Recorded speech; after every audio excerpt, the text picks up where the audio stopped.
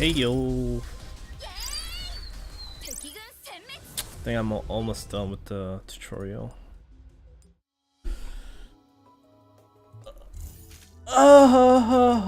Let's see if I can get good rolls though. Unless I don't really want to have to reroll. That'll be just annoying. That will be just annoying.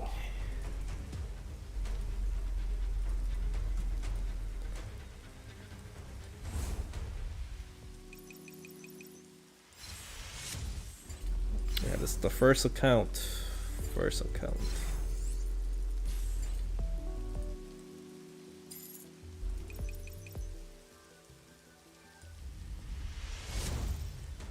I wonder if there's a guest reset actually. Because the Chinese server did not have the guest account. You could only play with the actual, like a ballot account. So they didn't have a way to reroll. Basically. Honestly, I think that's why they gave like selection tickets and such. So even if you can't reroll, you can start with certain 3-star characters. But they brought over to global ability to reroll, I think. So we'll see how things will play out. Skip this, since I already know what happens.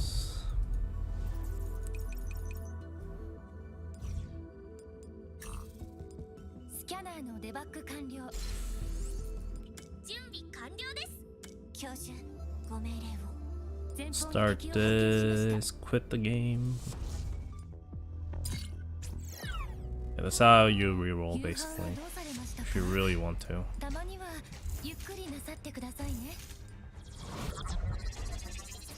Then we get Willow. She's kind of useless, so I don't really recommend you to reroll. But this is the selection ticket you can pick, so you can select any of these character and do 180 this resource things. You should be able to get it.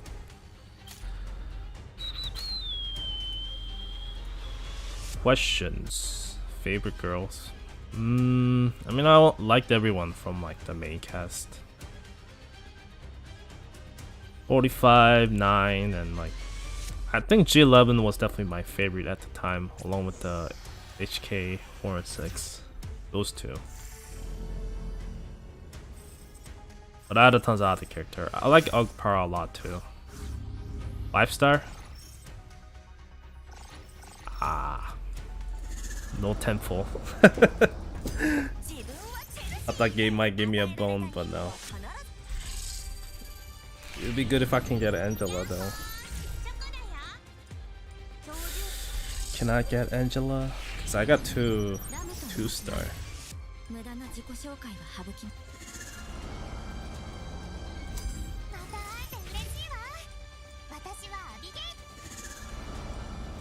Nah, that's probably one of the most popular character. One useful 2-star or useless. I think she has some DPS potentials. Wow, 2-star. Did I pull in wrong banner? Oh my fucking lord, I'm just stupid. It's not a good start. Oh. Wow. I might have to reset this account. I think I cursed it by rolling on the wrong banner already. It's too early. It's like 6 in the morning.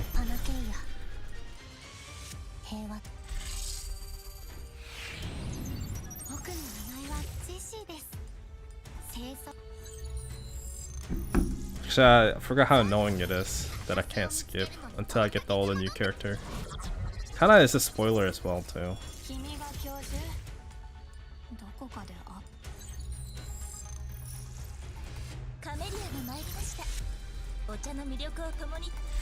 Some characters' names, they kind of translated weird. Oh, I agree with Angela. She is the best. One of the best 2-star, if not the best. 30 pulse? 3-star? No? Maybe. Oh. Let's see if that's helpful. Yep, you can play it right now. The server is open. It's only for a global server thing, I think. I'm not sure if the Japanese server is open.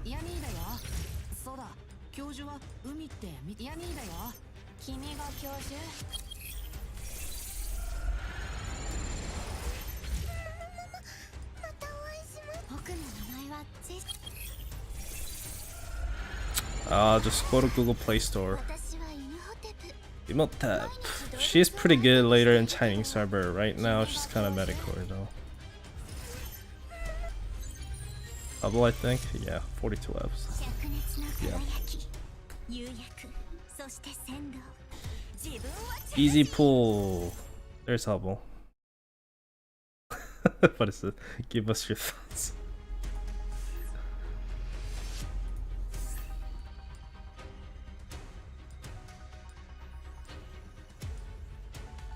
Do they have a skin already from the start? Let me. Oh, I can't access the shop yet.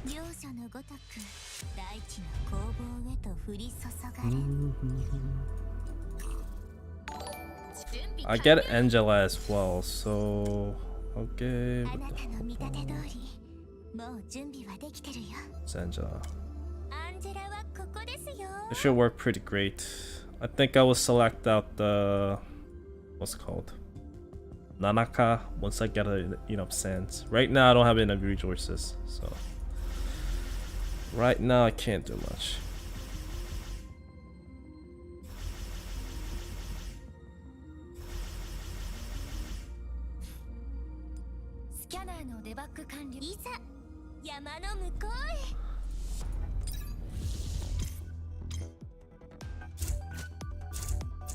So, but that's how you kind of set up a team. Usually one tank that you get for free, then 1 healers or 2 healers and 2 DPS or 1 DPS with supporter.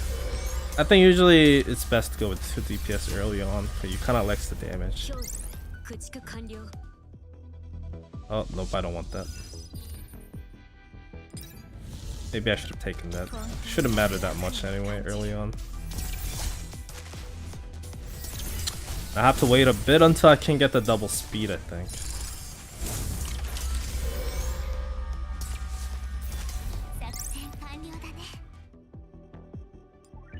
I'll just take it. Restore 30% HP. It is really refreshing that I can read all the text without relying on the translation app. I'm at the point where I can just look at the icons and have no problem playing the game. But still, it is very different experience since this game is pretty text heavy. Snipers will attack the enemy with the lowest HP after using any skill and boost their own normal attack. Penetration. Upgrade a function card, we'll go with that.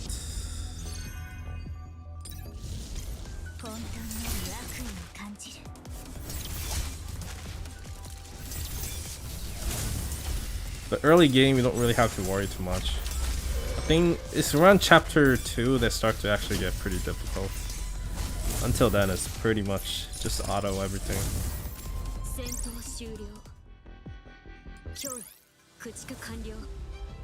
Next stage, I think it's the story one, yeah. I already played the story through a closed beta test. And this is one of those tutorial stage, which is kind of annoying too. At least you don't have to do this to reroll the game.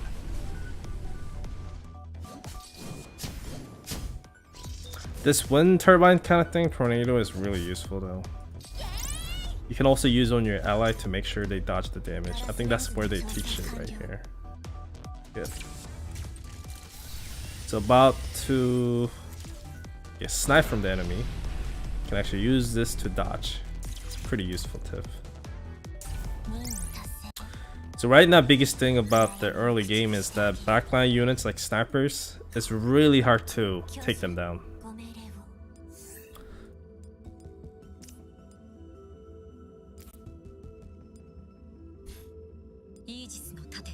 So it's about surviving their attacks. They're pretty assets. This tile should give you aggro. I think that's what this tile was. A taunt.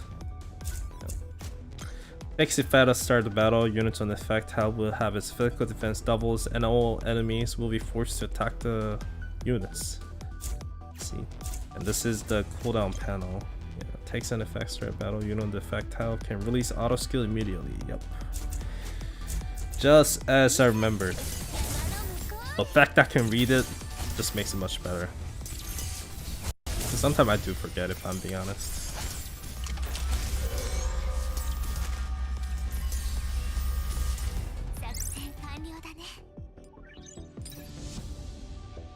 We'll go with this. Ooh, 2-piece sets. 2-piece sets. What does set bonus do? Let me see. Snipers have 10 chance to fire missiles at target, dealing physical damage. Yeah. These 2 DPS is not physical based character though, that's the one thing. That's kind of useless. And does that player have a bit of shudder? Noticed. Pauses every few frames. It's not perfect. It's actually pretty decent. But that's the app players, I guess. I wish people will make enough complaint about it for them to create a PC clients. I know it's a mobile game and stuff, but I wish this game had PC clients. Every game should have one.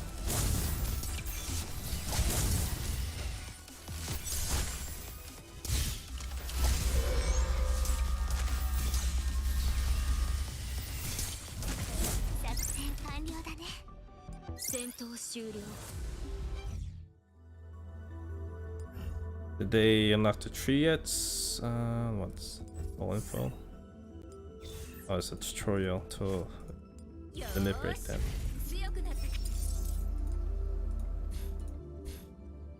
Can I buy frags right now or no? How much frags can I buy? No, I can't even buy it yet. Is that tutorial has been unlocked yet? To play more until I can do it.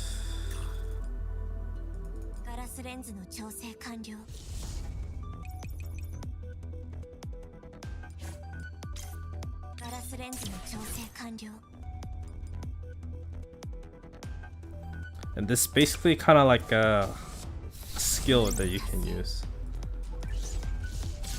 B-skill assist skill. Pretty useful. You can only get it at random times though. For the sake of tutorial, they're just giving a lot of it. But come on, die already. Why don't you die?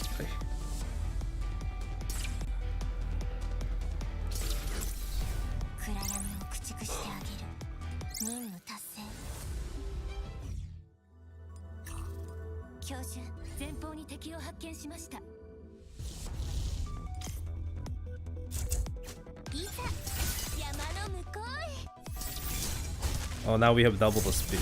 There we go. Now we do. Now this is the pace I'm used to.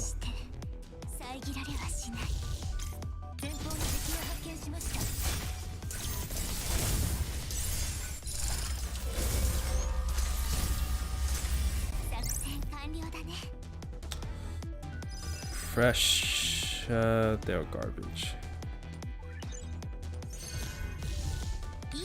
So early on, I don't really need any defensive cards. I just need some defensive ones. Those are much better. Wow, really?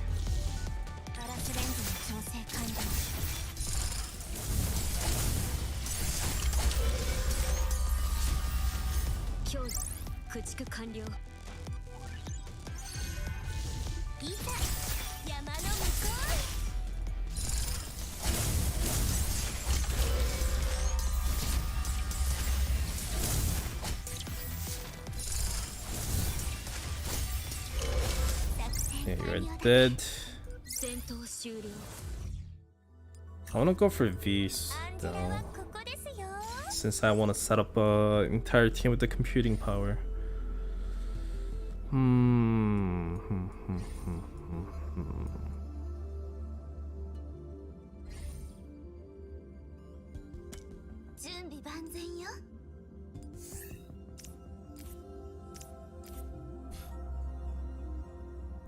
Can I lock the... No, I actually have to clear first.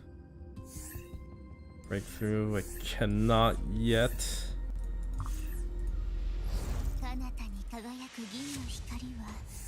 Yeah, I forgot they gave a lot of pulls for tutorial.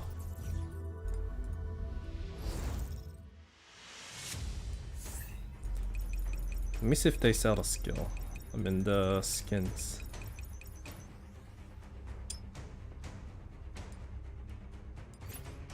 Now I can buy the frags, but I only have 120, so that's not that useful.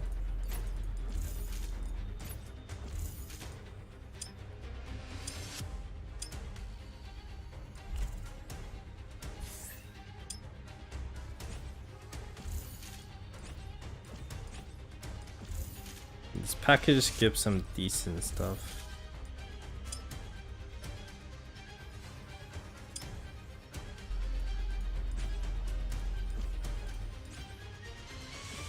Seems like I have all the basic ones.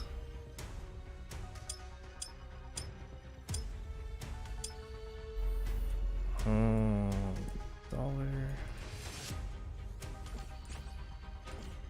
This one should be good. Purchase up to...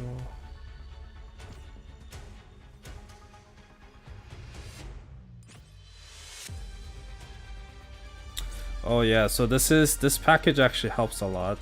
You can get the 120 frags at the start, so if you get Hubble and you want to level up fast, this is it. It also gives an algorithm set, which is basically a gear set box. But this one gives a random one, actually. Yeah. It's not good. I thought they actually gave a selection box. Maybe I'm wrong. Maybe that's just a recent Chinese package.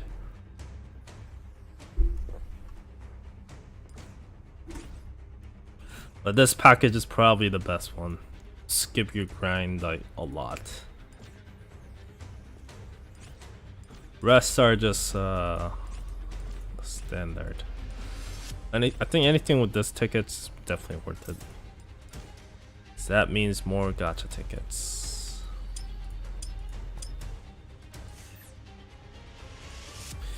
My question is, do I want to go for Aki? That's like the big question. Should I?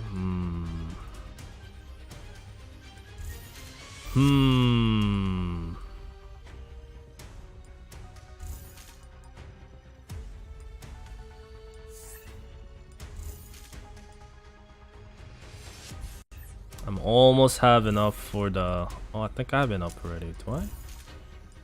Yeah. We pick Nanaka here.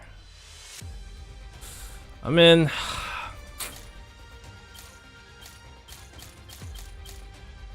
I should definitely roll this one to see what I get.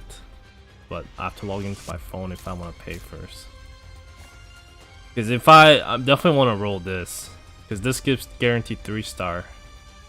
And if I get Nanaka out of this after picking from that selection tickets, it will suck. Because I do want Florence a bit. A bit. But I feel like I should just go for other character.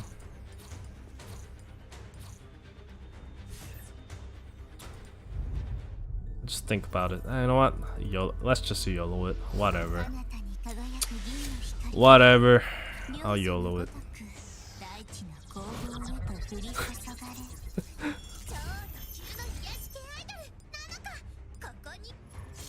I'll YOLO it. Whatever. If I get spooked, that's on me.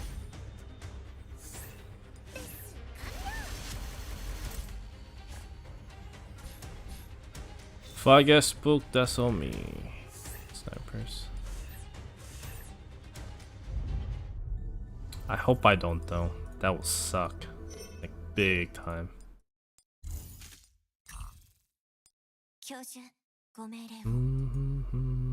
Oh, I think I had the wrong title.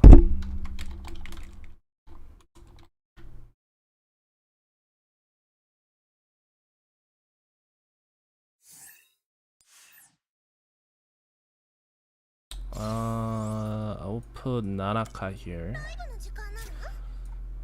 I'll do this. Just for now. Just for the sake of it. We'll go for Sniper.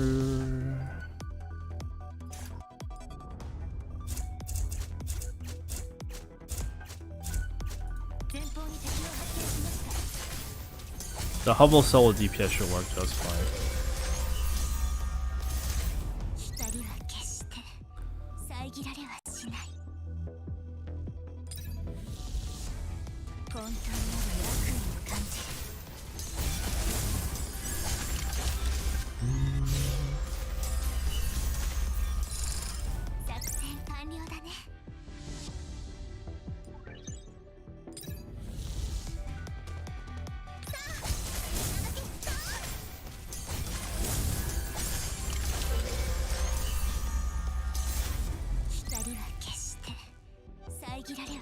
They really need to release another calculation sniper ASAP, but that will take such a long time until next 3-star comes out. Do I really want to invest her fragments? I don't know.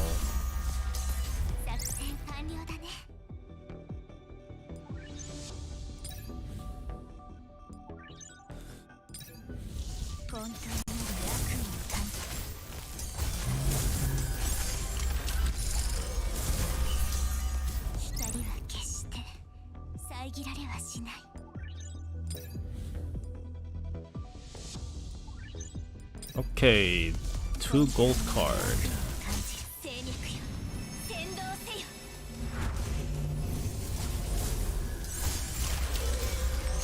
Her skill is just crazy good. The fact that she can pull mobs into one spot, that's just incredible. This is the tile where it aims for the back units. Yes, snipe. Yep. That's kind of tile you want to have.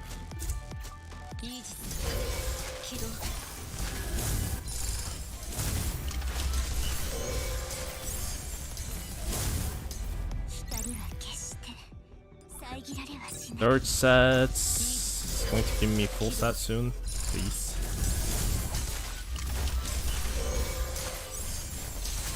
That's what this board snappers have the hash rates.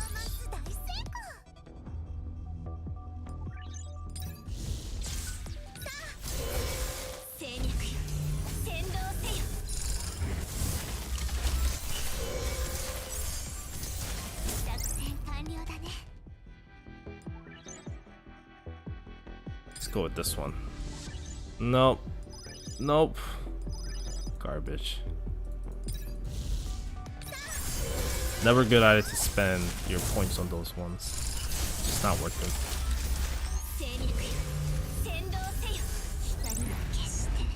Okay. Got that.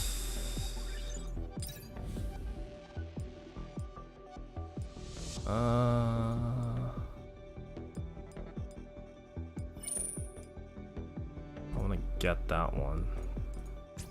Sell this. Sell something else. I still don't have enough? Oh my lord.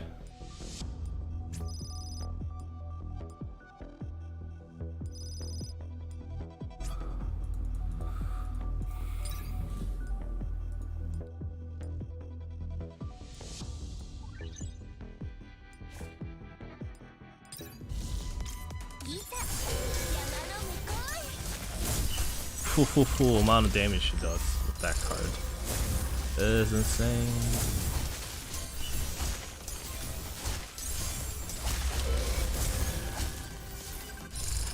But if I whale, I think I can clear all the stage pretty easy just with the solo DPS.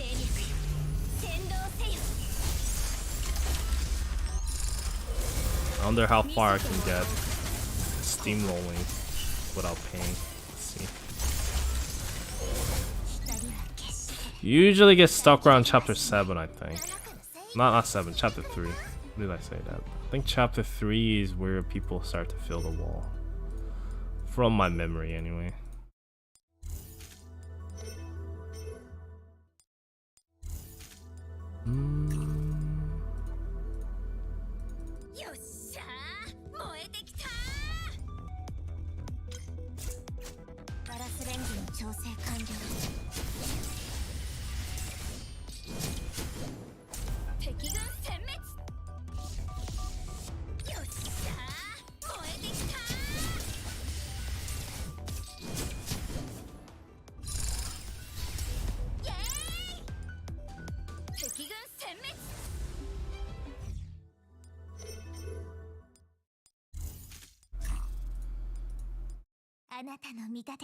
I can break through now. Right.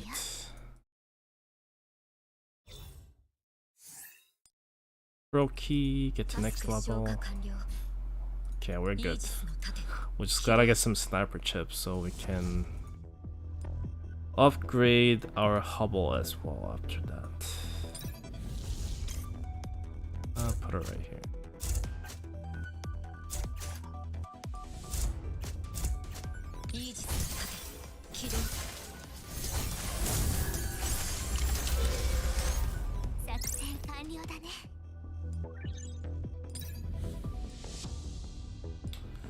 Double the coin, it says. Double the coin. Double.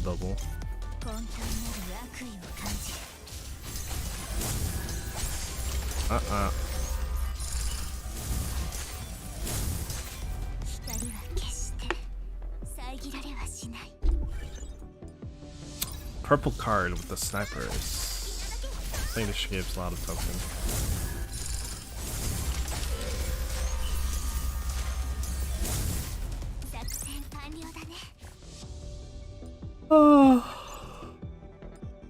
It's still too early for me.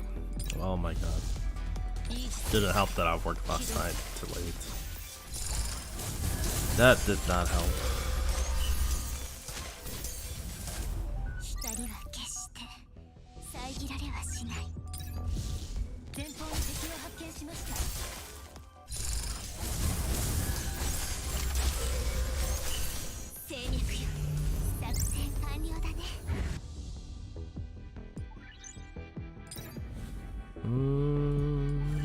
Supporter. Okay.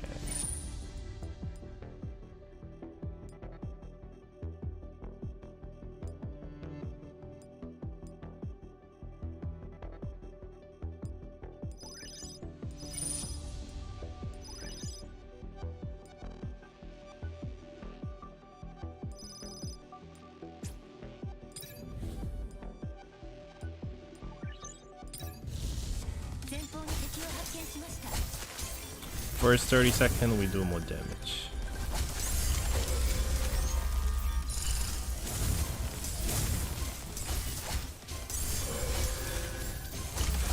Come on, kill it.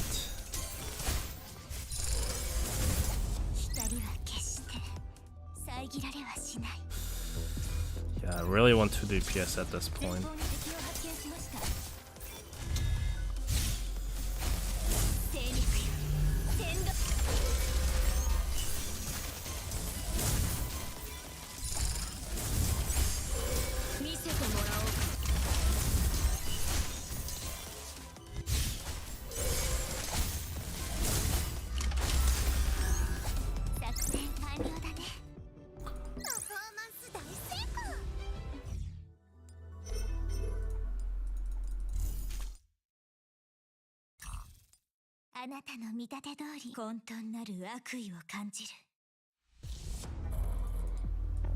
This is the when it starts to get more complicated. Now they have an enemy level, so as you go through more nodes, the enemy gets stronger. And now you have choices now. You can go up and down, up and down.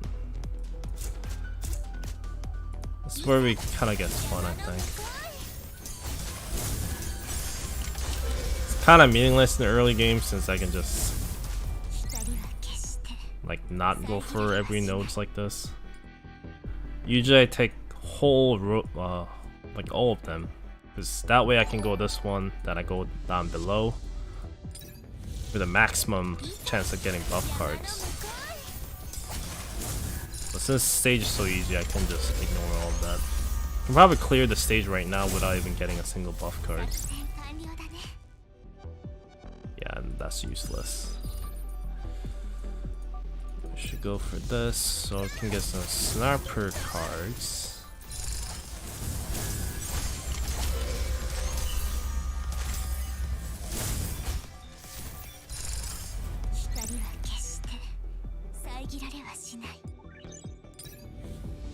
Ooh, double the coin, double the coin. I'm still going there anyway. This is totally unnecessary, but I don't know why I'm doing it. My hand is just moving on its own to get the older nodes. To get the all of them. Optimum function cards.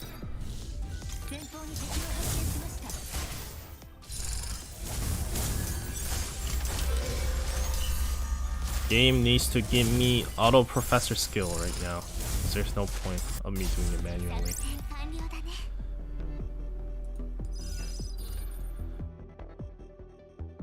Trash. Trash, trash, trash. I want that. Give me that. Ah, crap, I want that too. Give me that as well. What? Are you serious? Oh my lord. There we go.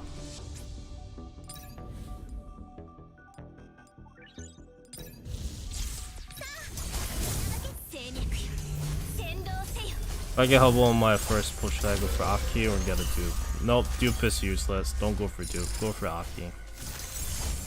Dupe is... I'm okay, it's not useless. It's not useless, but like, it seriously is like, you rather get new 3-star than get a Dupe. Because Dupe, it barely gives anything. It gives 300 cubes, which is like, okay, it's okay, I don't know. It's okay, but no, it's not worth it. I rather get a new 3-star than I get a Dupe. And Aki's also very strong, so if you can't get it, go for it.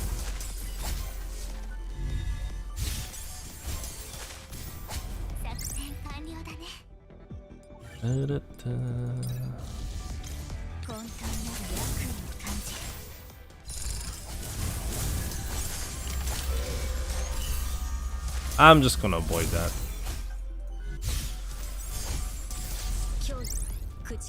I'll play without Aki and see how far I can go.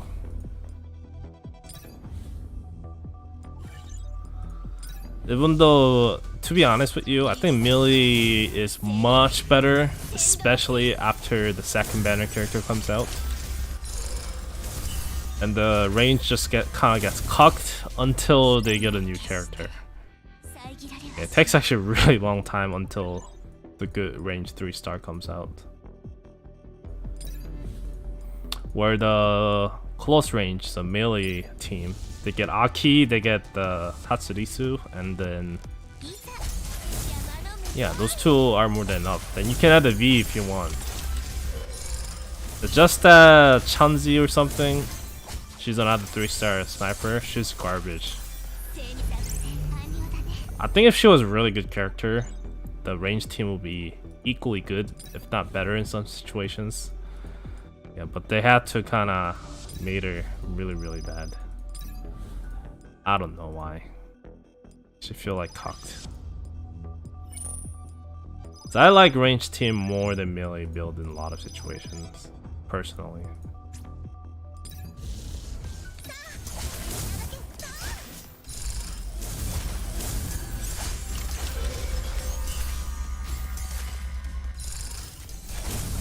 Stop taunting me, you not son.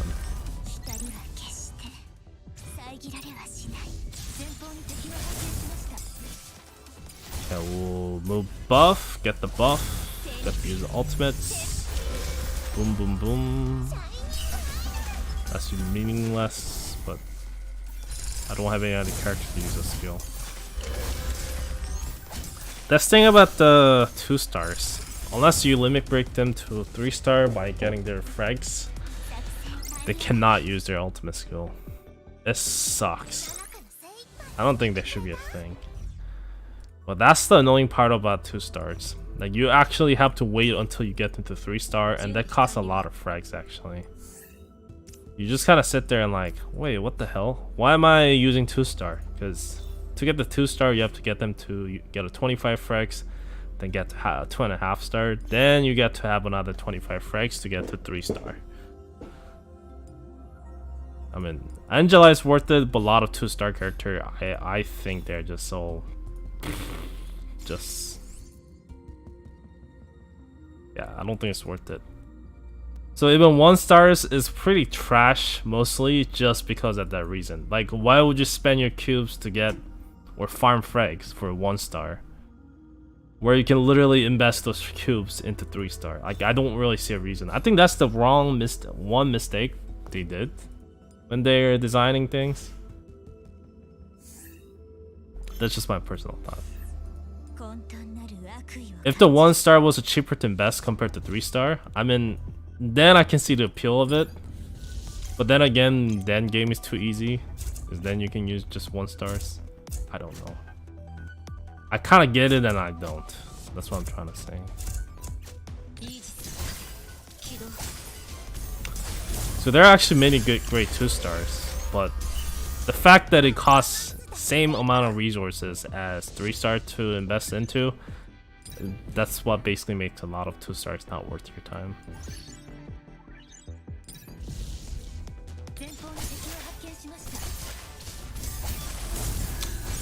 Yeah, they basically in Chinese server they have mods. So Emotep, for example, she's actually really good. That's what I'm investing right now in Chinese server. That's why I'm farming the frag right now. But still, other 2 stars are just like, amount of resources it takes to even make them actually better, because that mod thing that eats up so much resources. I still haven't got done more than 1 character. So I have no hope of getting it done anytime soon. The biggest mistake is I basically tried to level up all these different characters. Then they came out with level 70 Kev. Then they came out with the mod system at the same time. And I'm just sitting, I'm like, well, I guess I invested all this XP cards and all other stuffs into all this character that I will never use now. Unless they get a mod one day. Which has no promise. That's the one thing I actually was kind of feel shitty about. It's like, really? At least for global server, I know exactly what I want to invest into, so I guess that makes it a little bit better.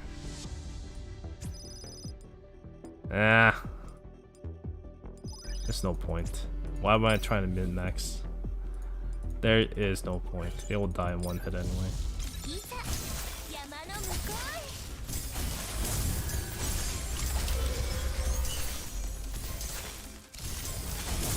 No, then it doesn't make sense in Gacha game. You can't do that. Like, then why would whales spend money? It's basically to give a reason to have a spending advantage. The thing is, if you spend like that in this game, you will quickly run to a wall, and you're like, okay, what am I gonna do now?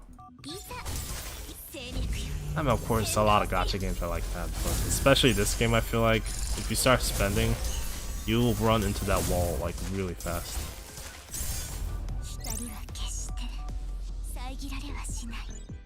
Any games are, to be fair, but I think it's just this game. I feel like I reach the wall faster than any other games when I start spending. So for global server, I would definitely try to not spend as much as Chinese server. It's not that I spend a lot in Chinese server either though. I think I spend a bit less than 1,000. So that's actually pretty low compared to my usual budgets. Usual.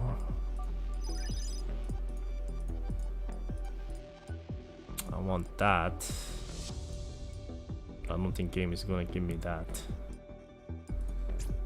Still seeing it, but no.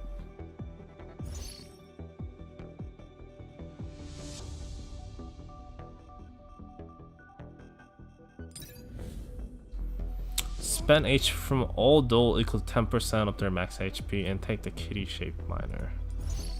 Increasing catch coins gained by 20%. I guess translation makes sense. Like I know what they do because of the Chinese server, but at the same time the translation just makes it like a riddle almost. Like I have to actually cite and try to understand what it means. Chinese language and Google whatever or any other translation app, they don't really work that well. Like Japanese language works amazing. Other language is just like yeah.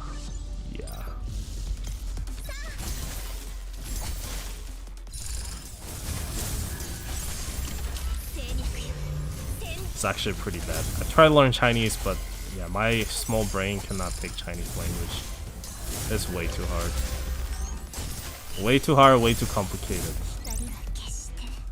Maybe if I actually could land a job with a Chinese company, then I will actually spend my time into it. But as a hobby, yeah, it just doesn't work.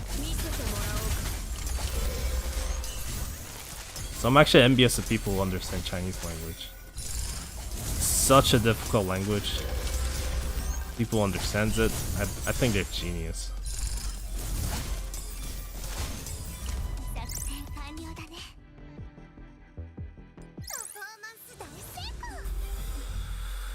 Okay. I'm actually doing the challenge expert mode. Yeah, I am. Oh, that's why it's a little bit like challenging a bit. Now I see it. We get this Dodge coin here. I don't think it's Dodge coin. What's this short term for? DGC collection. Yeah, it's called Digicoin. But I think the meme in the Chinese server was like Dodge coin. So basically, this is like your daily stages. You do this.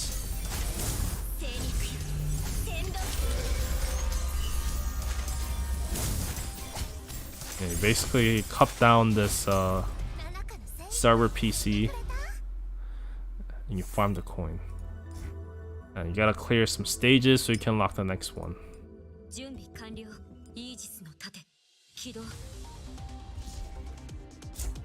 This XP card one, I think you can actually clear it without killing it. You just get the less rewards. If I remember correctly. I could be wrong though.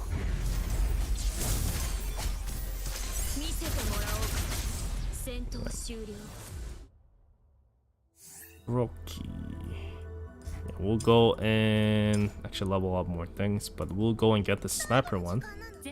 And after this, I should be able to raise my Hubble to the next level.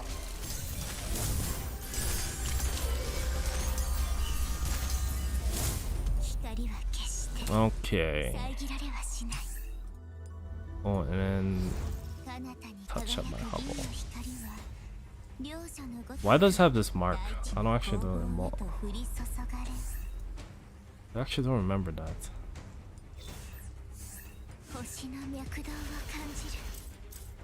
Not enough XP? Oh, really? Come on. One game. Yeah, give me more XP here.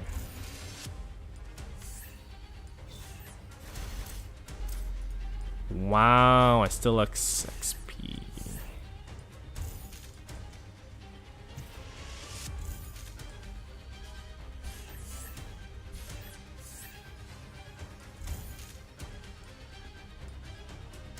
Oh yeah, this is like what is it?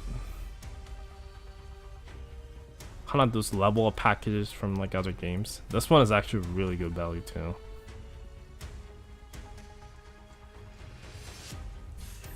But you can buy it anytime you want. It's not a priority in my opinion.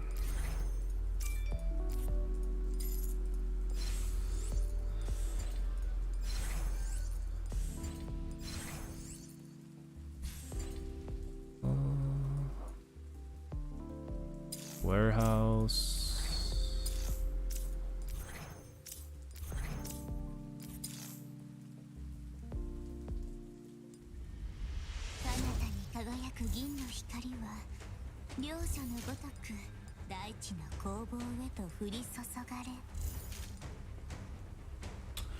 Can you clear data to reroll? I don't know. I feel like you could. Probably. I don't know. But reroll doesn't really matter that much in this game, so. Yep. I'll set this just daily actually. It's kind of annoying to skip all the time. Okay. Give me those resources. Sweet.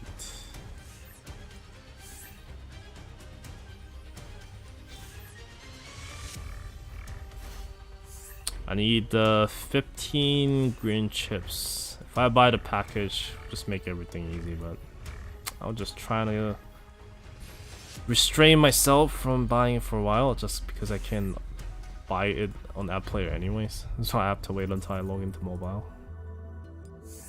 And we can farm fragments here too. Yeah, nice. I'll make it follow it.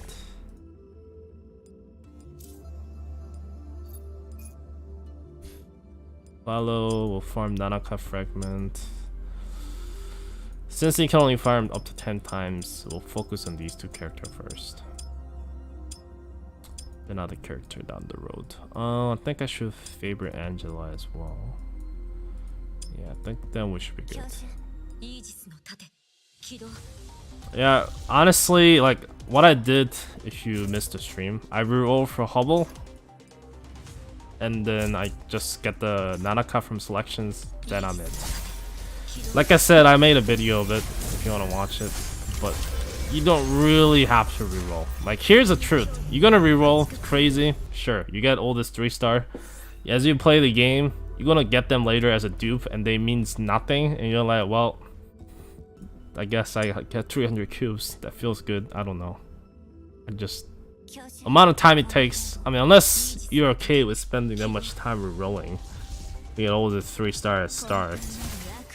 I mean, if you really want to go through that, go ahead. But like seriously, I don't really think that you want to do that.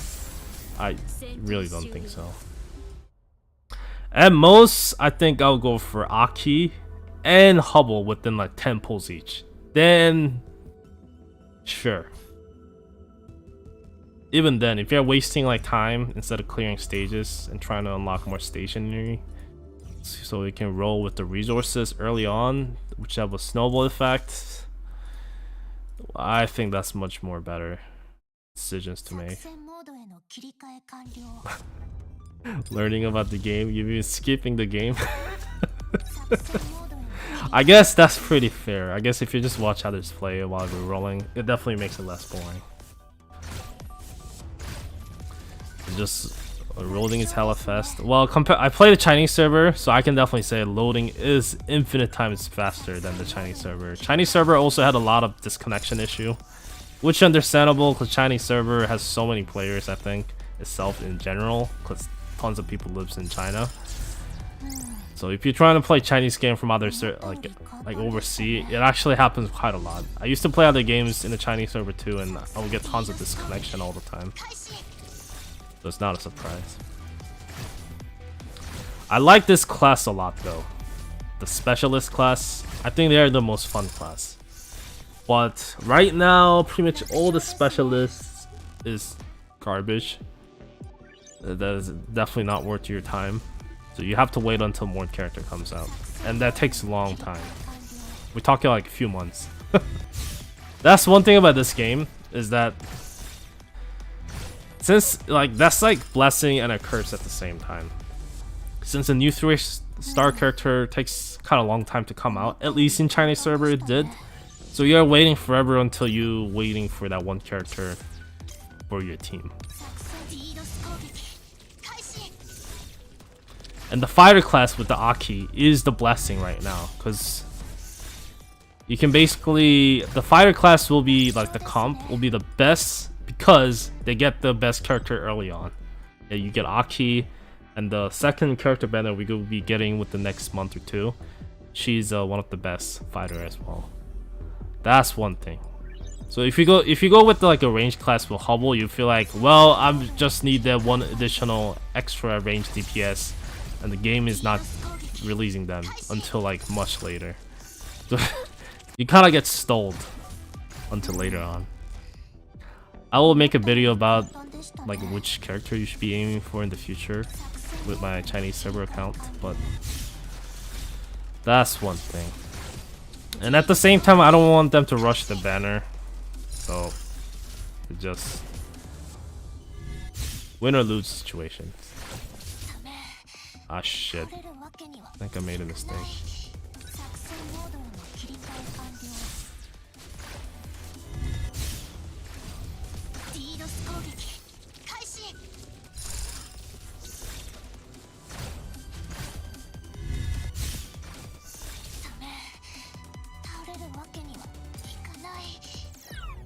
Let me try again.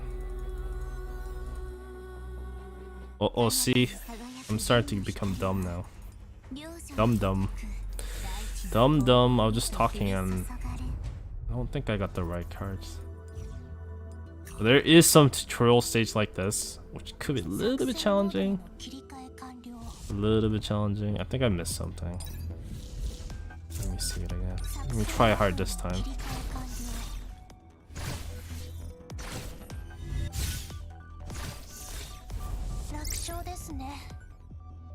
Okay, that's not good card though. That's since supporter only card basically. Even though it does buffer.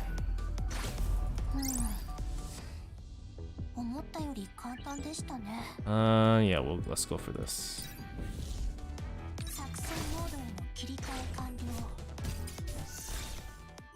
Stop.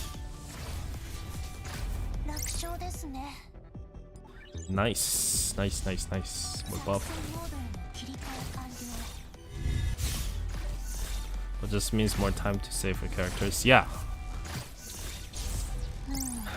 But like, if you're a whale, you probably feel like, oh my god, I'm waiting fucking forever until a new character comes out. You will see what I mean as you play this game.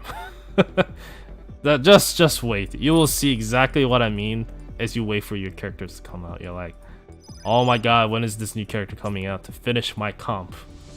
Now my character is missing a crucial character, and I have to wait for months until they come out. Like, that feeling kind of sucks. It really does.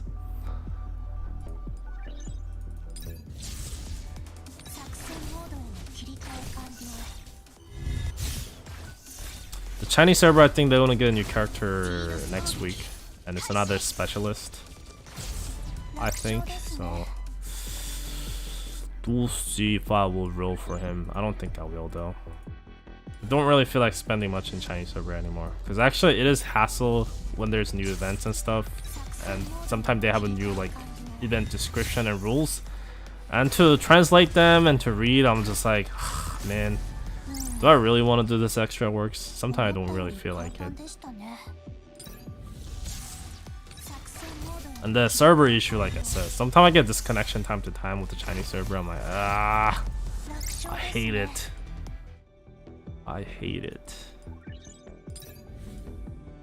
At the same time, I do want to experience new content, just the sake of letting people know what's going to happen in the future. So I don't want to miss out on them, basically.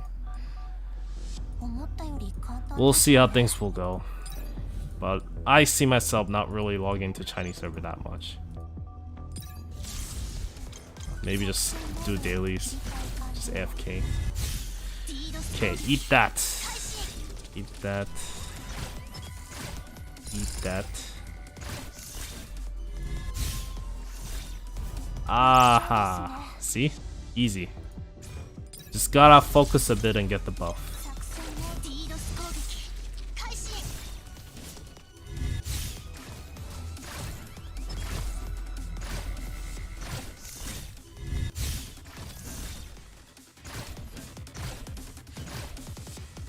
Now we're good.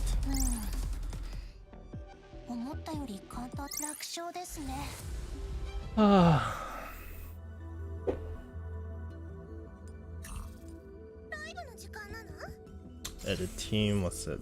Now you can use a friends team. So support duel details, you can tap middle button to view detailed information on the support duel.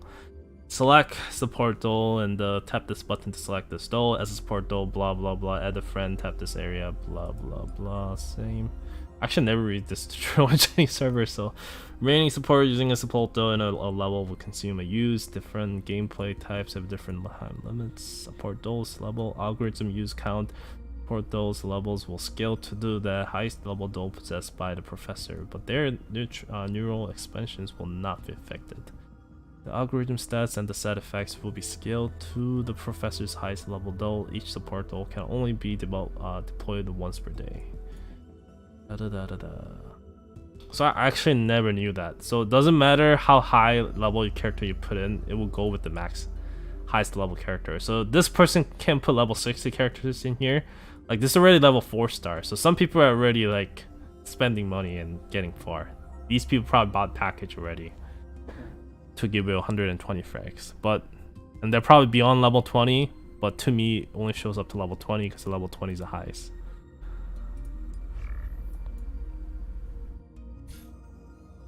But here's the reason why Aki's great. Because he's basically basing up the crit damage, and he can have an insane amount of damage with the fighter cards. Or attacker. I should say English name. So attacker class, he's one of the best. You can actually see probably in the warriors. Wait, is it actually called a warrior or attacker? I'm confused now. Why does it say warrior and it says attacker here? I'm actually really confused right now.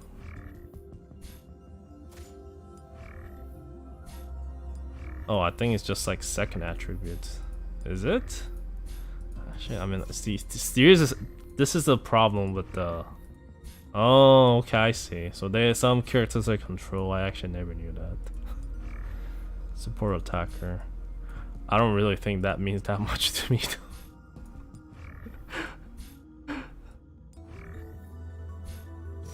I know which characters do, but I never knew this kind of thing exists underneath there. Huh. Now I know. Anyways, yeah, so warrior class, Aki. He's one of the best. This is like the Genji from Overwatch. He chain kills them, so if he takes down the one target with his ultimates, he goes for next target and next target. So that's what makes him really good. Let's use him. Let me show you how good he could be. Hey yo, it's good morning for me. Good morning for me.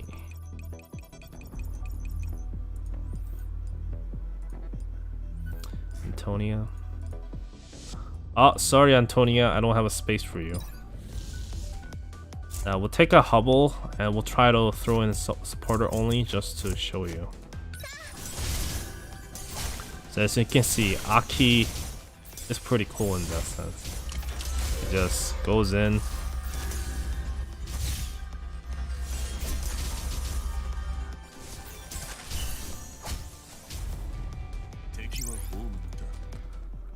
Sounds pretty cool too. But if you're not into pulling like dudes, then you can totally skip in your cloud, so don't worry about it too much. I mean, I personally, like, if I'm being honest, I don't care to a certain level. Like, long as like it's not like Arknights where they have furry guy. I'm like, okay, dude, I will stop myself here. I know they're amazingly OP character, but okay, there. Like, if I have to pull them and pity them and pull them multiple times, I'm just like, I'm just rethinking about my life decisions. What am I doing here? Have I became like total meta slave to the point where I'm gonna be pitting a furry dude?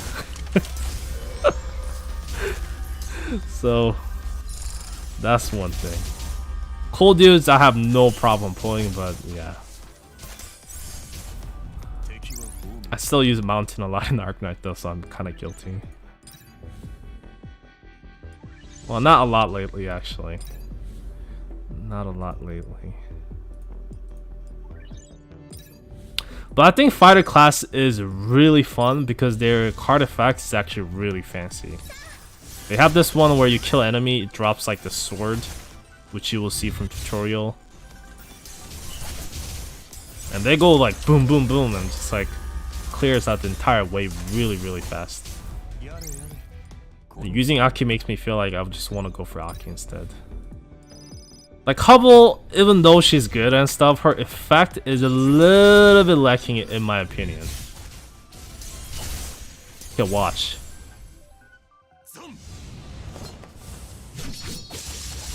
Oh, see that? He just goes a chain kill. So if he kills a target, that's what he does. He goes swings again, it goes swings again. So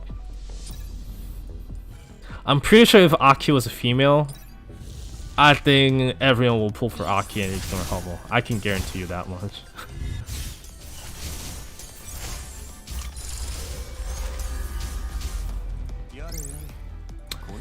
Yare yare.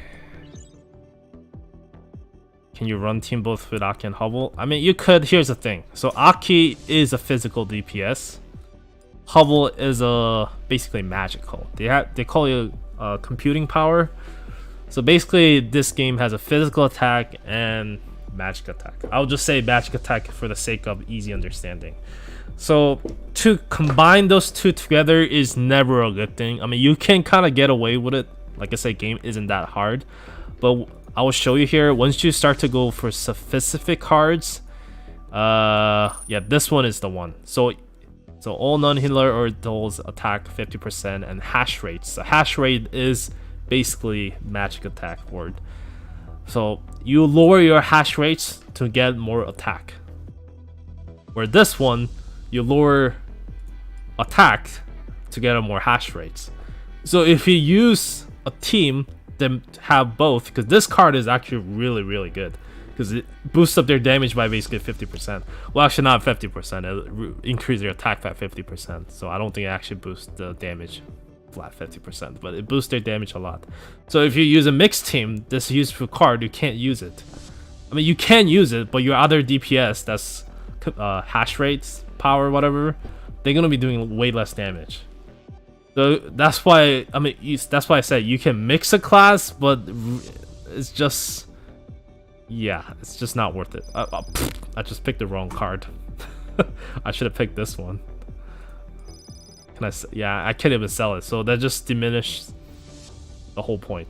Just done nothing, and I just waste 100 points.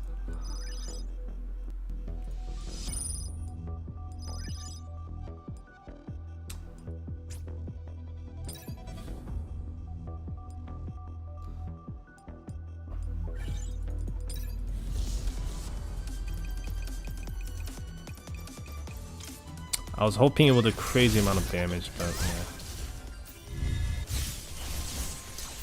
Come on, Aki, let's go. Oh. See, if you don't kill it, then it doesn't trigger.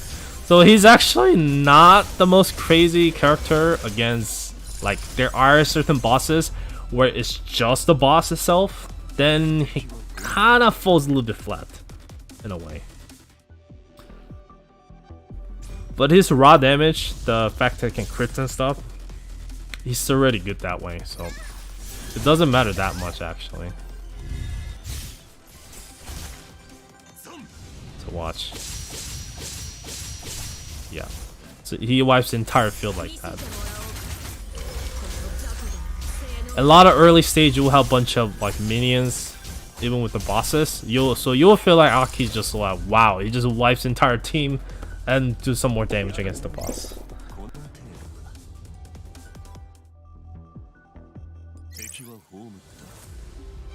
So that's the showcase of him. The thing is though, his skins I don't really like. I still think his base art is the best, so that's kind of shame. He hasn't got any good skins yet. Or good skins doesn't mean the skins I like.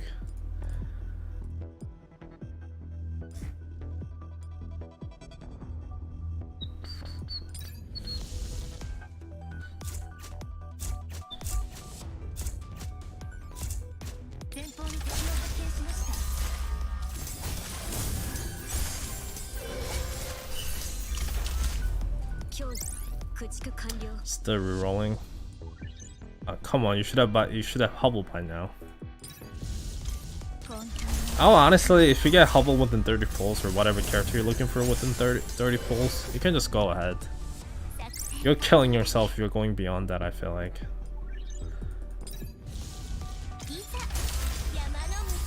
It's your choice. Like I said, but oh, you didn't get Hubble within 30 pulls. Yeah, then go for it. I think that at least is the minimum. Cause it will suck to pity your first banner character. That would just suck. That I think is not good. But if you're somewhat lucky like me and get the Hubble within 30 pulls, then go for it. And I'm just doing whatever here. I'm just not even trying. Another fun team that had the possibility was defense team, like stacking all the defense cards, and some of these cards they can taunt and reflect damage and stuff. It used to be really OP early on, then they nerfed the shit out of it, from my memory. Because you could just use a defender like this tank team, and they just don't die, just tanks all the hits, and do damage and such.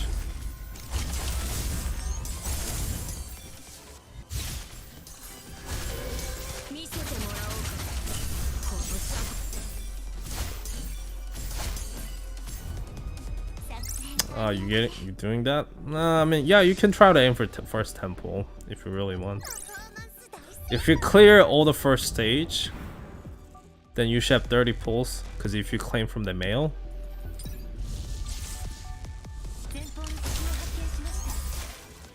I would do that, in my opinion.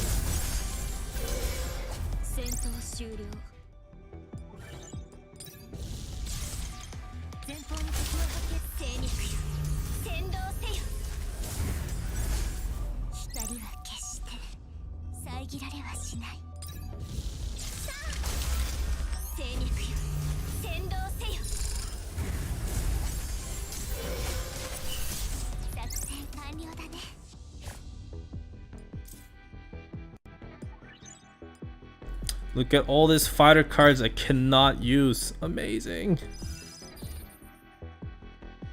Amazing. Just amazing. Outstanding. Incredible. Good thing Hubble was carrying my ass here. Create a function card. Give me the range. Give me the range.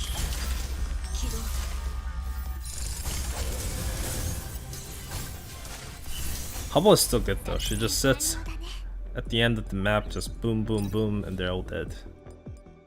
It's still good. Let me sell this stupid fighter cards.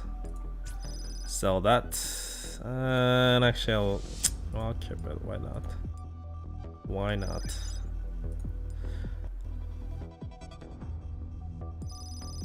Yeah, that's another good one.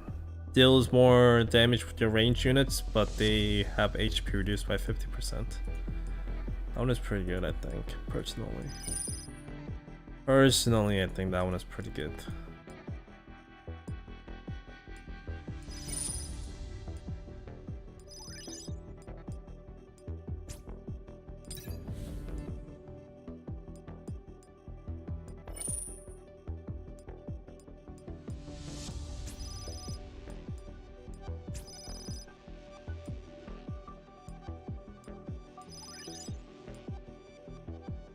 So there's a lot of ways like that, the yellow cards to buff yourself to do more damage.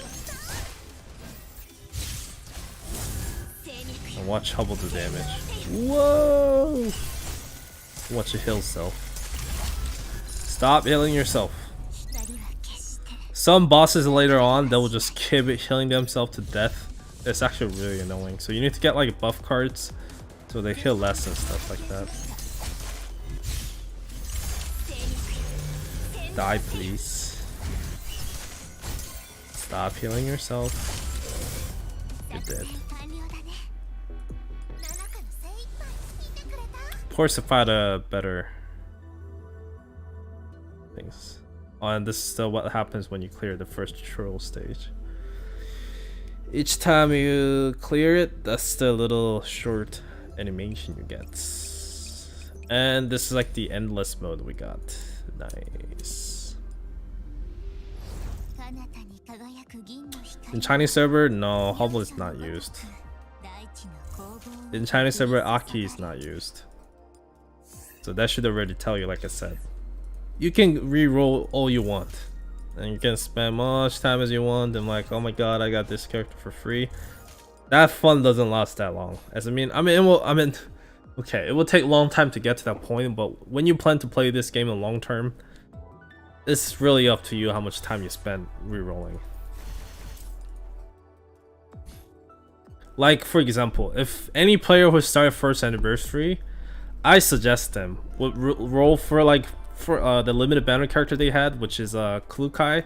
Run for her and try to get her to many stars as you can. That's normal because she's so OP that I think it's really worth doing it. Right now, characters you re-roll for, I don't think they're worth your time. Really don't think so. Like I said, it's better than peating, of course, so you can spend like one day. But I've seen people from like this for Nikkei, because that's that recent game a lot of people re-rolled for. They see them re-rolling Pilgrim for like days and after days, and stuff like that does not apply here right now. They don't have characters like that. And it won for a while. Roll for a waifu? I mean, what waifu do you want? Do you want like... You can get Nanaka for free. Or you can... I mean, I guess you can go for Florence. From like... If you want to get Nanaka and Florence in one go, I guess that's pretty good too. But...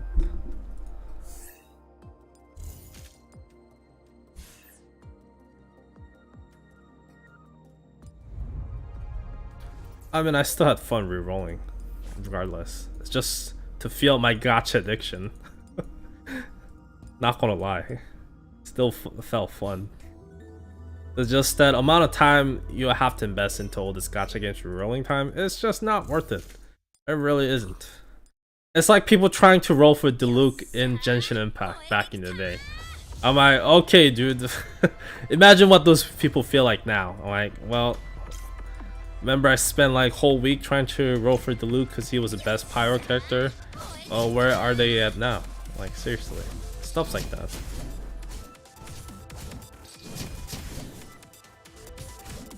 If people are rolling for Nahida right now, re-rolling, then it makes sense. But basically, that's what I'm trying to say. You guys are rolling for Diluc right now. I think that's I should have said that in the video. It's like, what you guys doing right now is rolling for Diluc in Genshin Impact. If you want to roll for Raiden, Zhongli, and other stuff in the future, that will come later. But by that time you play the game enough, you should have been supposed to get pity them anyway. I mean, Diluc actually, if I think about it, Diluc did help trying to build Abyss like fast as possible, but yeah, just. And actually, Aki and Hubble would last more than Diluc, personally.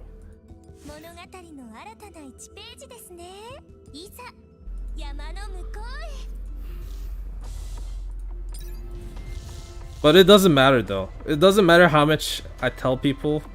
It's not just this game. People are actually re-rolling, not because they want, not just because they want the meta character, but they also have fun re-rolling. It's like I said, it's fun slot simulation. You pull down the lever and you see a gold spark popping out. You're like, oh man, what am I getting this time? Kind of feel excitement. That's part of the fun. Not gonna lie, it really is. So, and I'm not gonna ruin it for other people. I'm just saying there are certain individuals, they're literally rolling for meta only, they're not even having fun re-rolling. Then those people, I'm telling them, like, you don't have to stress yourself out to re-roll like that, because like I said, it's not worth it if that's the case. That was the whole point of that.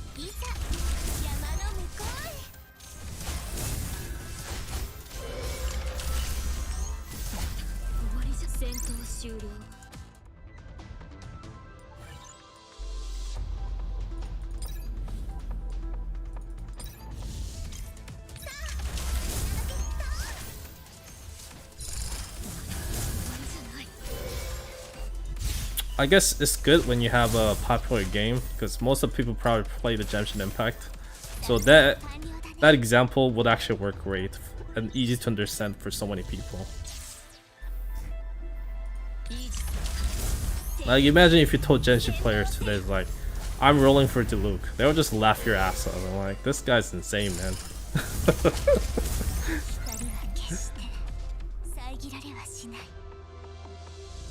The funny thing is, I actually rolled so many standard banner back in the day in Genshin Impact for Diluc.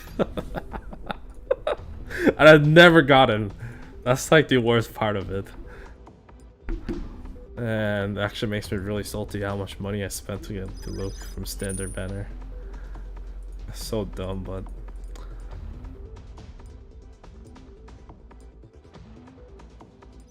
So I see people, oh, I'm clearing Abyss with Diluc. He's carrying my ass. I'm just like, oh my god, I want to clear Abyss too. Well, guess what? I don't have Diluc. I don't have any Pyro DPS. What I'm gonna do, I guess I will roll Gacha and gamble with my luck, and no luck at all. Like, seriously. That's why I went crazy with the Clay banner. Not just because I like her, but she was the first Pyro character for me. And I'm definitely doing wrong right here.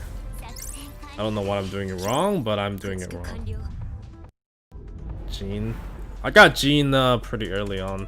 I think my starter team for Genshin Impact was Jean, Venti, Mona, and then I later got the Kaching. Kaching, Kaching, Kaching. Kaching, Kaching, Kaching. Oh, I had it right here, that's why.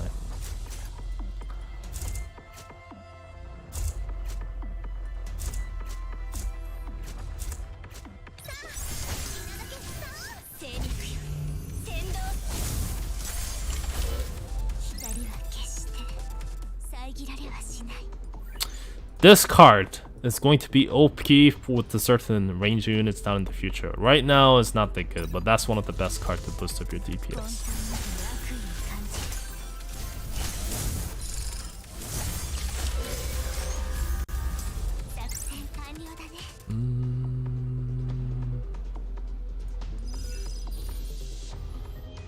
Nah. Garbage. This all, you know what? All this fighter card makes me wish I had a fighter team right now. It's actually really a game is trying to make me pull for fighter class. I'm just saying fighter, I mean the warrior. Game is like tempting me. It's like, oh ho ho, do you see all these cards you can't use? It's actually really ticking me. I'm pulling Gacha right now. Knowing myself, I will end up pulling Rocky, even if I pity it. I have problems, guys. I seriously have some bad problems with the Gacha. I don't know what's wrong with me. Am I messed up? Yeah, at least I'm not selling homes to roll Gachas. I remember seeing some of those Japanese interviews and people spend like $10, like $50,000 in Gacha games. I'm like, holy Jesus Christ, man, how do you even afford it? And they're like, oh, I just spend my life spendings or life savings on those. Like, jeez. I'm not brave enough to do that. I am not brave enough to do that. I always get scared of my future all the time. Like constant paranoia. What's this card do? Ally units deal 100% more damage to melee and range barriers and recover HP. When temporary roadblock is destroyed, I know that. This one is hash rate by 10%.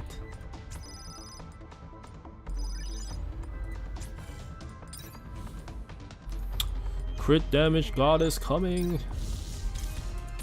Well, too bad. I will just trash units.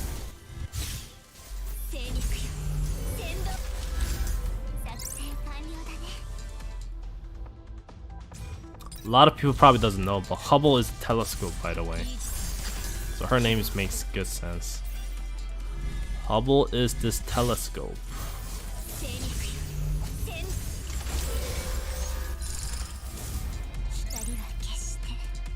The C damage she does is also really good. Just that I feel like fighter class are definitely feels more satisfying.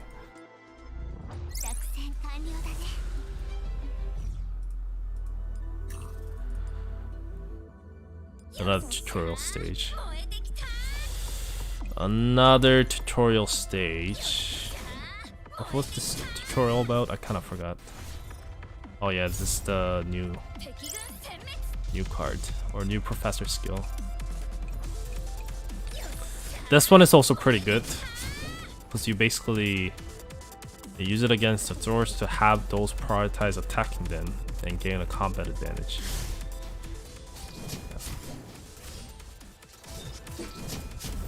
So you will use that a lot to aim for the back units because the usually back snipers are so strong.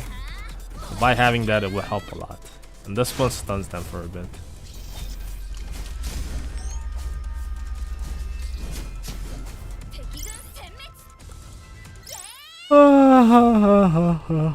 What is it? 7:30? Oh, my brother is gonna wake up soon. Maybe he already did. Maybe he already did. Don't know.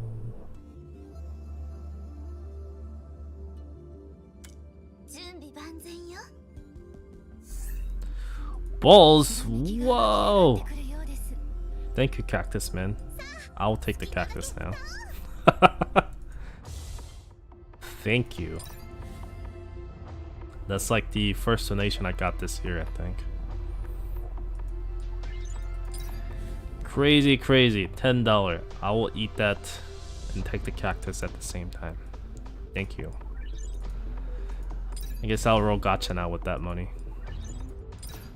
Try to roll Aki and see if I get it. I feel like I'm gonna regret it though, because I know, knowing my luck, if I pull Aki right now, I'll have to go all the way to 180. Then I'll feel like, shit, man, I'm just gonna be just regretting my decisions. Like, I know myself, I can picture myself, because that's exactly what happened in Chinese server when I played it. I was like, I should have settled out with Hubble, but everyone's telling me, oh, Aki's so OP, he's gonna like, Hubble is garbage. I'm like, yeah, I borrow friend's Aki and he feels OP. Then I just fall for that sweet voices in my head, and I was like, yes, let's roll for it. And I had to do up to 170 pulls, I think. And I felt like shitty. I was like, you know what? I don't know if I can continue playing this game. What's the meta? You mean meta reroll? What do you mean metal? Am I supposed to play metal music? If you mean meta, Hubble or Aki is good. Either one of them, you get them, and they should last for you for a pretty long time. It's just that I'll explain this once again. Generally, you won't have a 2 DPS to get the optimal team going. But here's the thing. Hubble is great right now, but another 3-star sniper, like a shooter class, sniper class, for them to come out, you have to wait a lot of months. So the next great sniper class is called Crow, and she's really far away. So you have to wait until a couple months until you can get the 2-3-star DPS sniper units in the same team to make a run and going and do a great damage. For warrior class, you have Aki right now. Then the second character that's coming, not the next one that's gonna come, the one after it. So maybe like a month or two, we'll get her. She and Aki, those two will do and pretty much destroy most of the comp, like most of the enemies you face, like 2 of them. You can add the V in there as well, just for a bit of a support. But Aki and Hatsurisu, that's the name of the character. Those 2 characters will basically just dominate all the field. So around that month, you feel like, oh my god, fighter class is just so much better than the range class. That's what you're gonna kind of feel like. Later down the road, as the more good range class 3-star comes out, then you're like, okay, it balances out. And there are some stages throughout the events, so they kind of force you to use range class instead of fighter class. So they're trying to have some diversity, but first few months, you're really gonna feel more and more like, oh my god, fighter class is just so much better. You kind of regret investing into range class a little bit. But that won't be a thing in the future. It's just that early on, like I said, you might feel that. So just be aware. But you're not getting left out. If you raise her to 3-star, then I think you have an even chance. But honestly, in this game, it's just kind of weird because you still need to invest quite a lot into two stars to match with the 3-star. Like, you already have to spend like 50 frags to get them to 3-star and unlock the ultimate skill. Like, missing ultimate skill for DPS units is actually a pretty big thing. That's big negative. And I really don't think anyone wants to invest into 2-star. They rather spend their resources and spend it to 3-star instead. Like, 3-star comes with ultimate skill right away. So that already feels like a big difference. I don't have to level up. I don't have to spend cubes to get 3 stars to a certain level to unlock ultimates. So that's a big difference. It's good that you can, long as you pull 3-star, you can just use it no problem. But it's also bad that if you want to use a 2-star, you feel like you're just time gating yourself big time. Because you could be, instead of farming 2-star fragment, you could be farming 3-star fragment instead. So the gap is only going to get bigger. That's the, and like I said, then we comes back to the point where I talked about the range class feels a little bit cocked because the only useful 3-star right now you have is Hubble, and other 3-star range class you have is like Chunzi or something. She's not that great. I mean, she's not totally trash, but she's not like that great. She never was. So it's really up to your choice, I think. But once again, this game is not like that difficult to the point I'm like, I gotta have every single meta unit. So it really isn't. It's just an early game, you want to beat everything really fast. And flex, maybe. Then maybe you want to have meta team going. If not, it's okay. So don't worry too much, but at the same time, it's in how to... you will feel that way. That's what I'm trying to say. You will feel that way and just be aware of it. Because that's how I felt like when I played Chinese server. So that's where my kind of question comes in for the global server. Are they gonna speed up some banners or not? If they do, at the same time, people will complain, but anyone who's ready to pull the character, they'll be happy that they are able to get their character they're missing for their competition early on. And I think I'm just not even paying attention to what I've been doing. I'm just like clicking without even seeing things.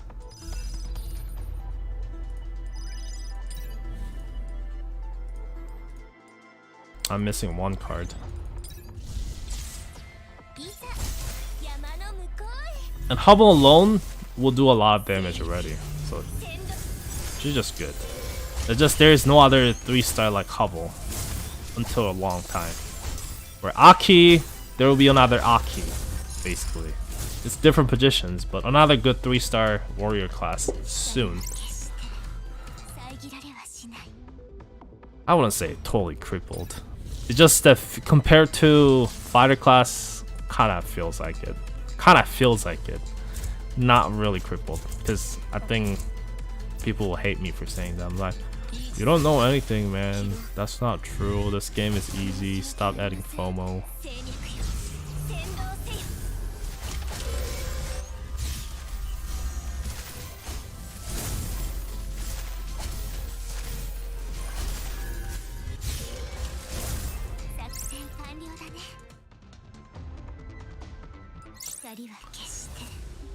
Either way, you have to raise the both class. So just wait a bit. Let's play it with your own pace. Did I unlock the station yet? And this is the dormitory, so you can go in, set your characters. Yeah.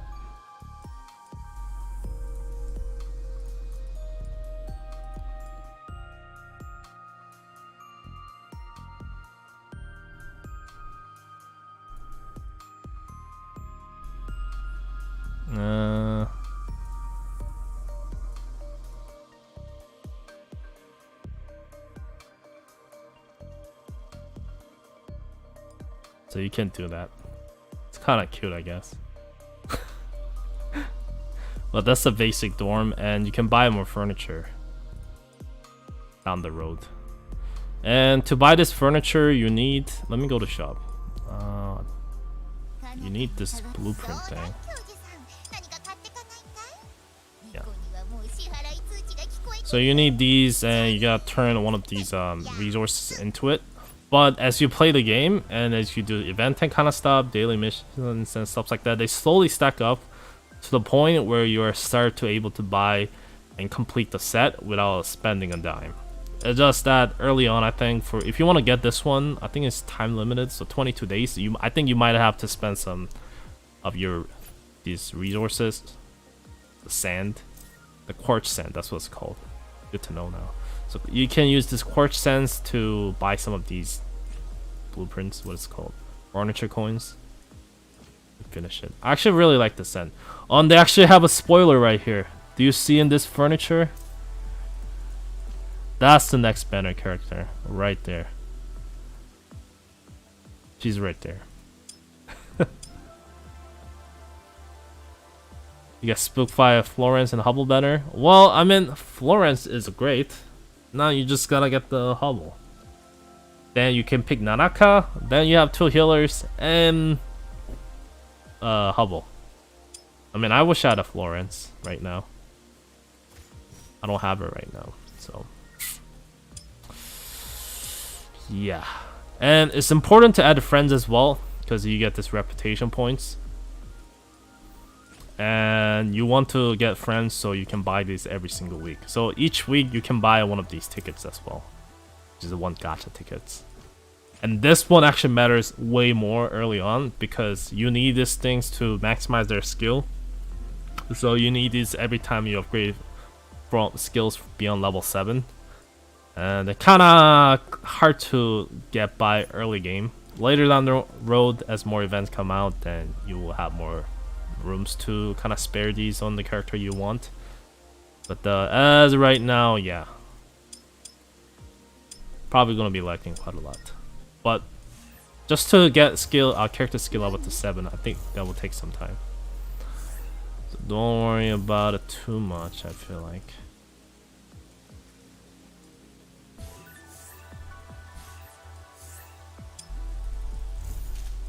Do you get skins with free currency? Honestly, no, you don't. I don't think they have the tower thing unlocked yet, do they? There's going to be some additional content right here, which is like climbing towers in other games. They give the skin tickets, basically, we can collect a bit, and I think you can buy like 1 or 2 skins max. But no, the skins are basically locked behind the paywall. But skin is not that expensive either. Like, it's pretty normal price in my opinion. So this is the most expensive one, the 78. And you need 78 of these premium currency. Let's see how much that is in the store right here. So 70, 80.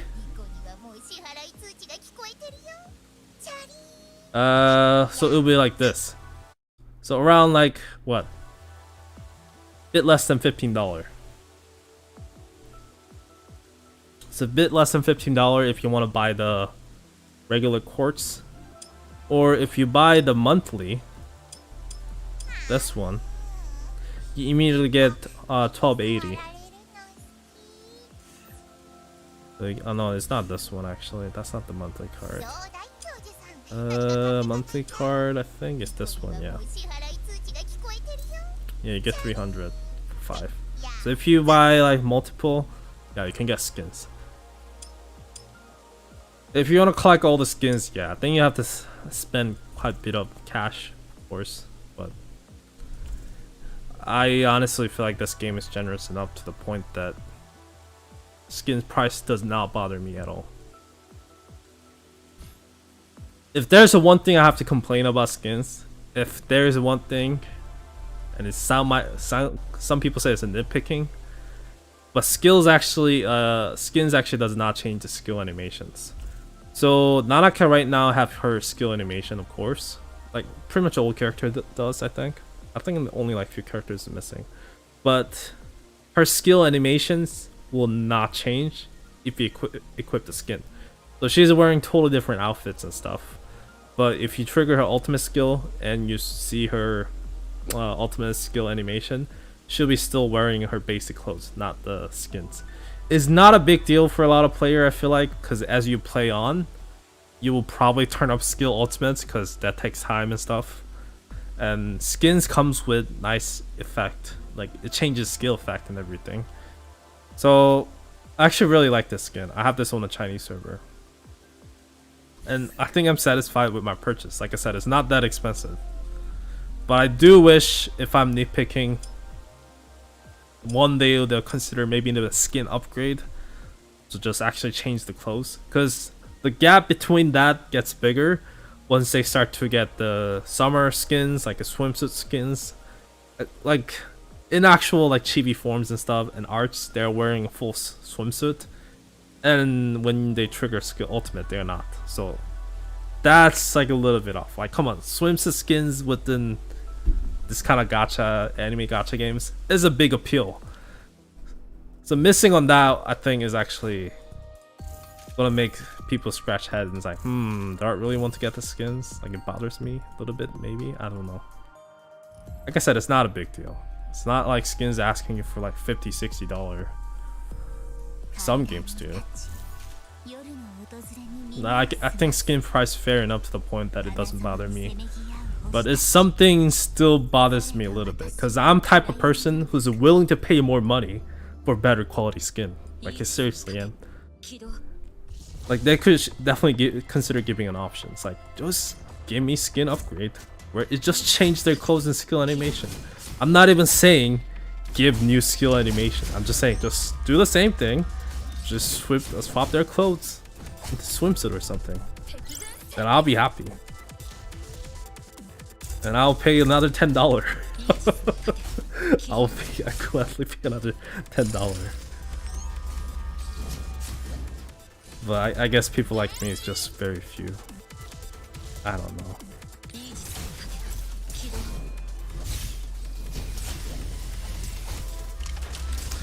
I just hate a lot of gacha games these days. Actually, they avoid skins. They just make it as limited banner units and they just sell it. I'm just like, that's just lazy.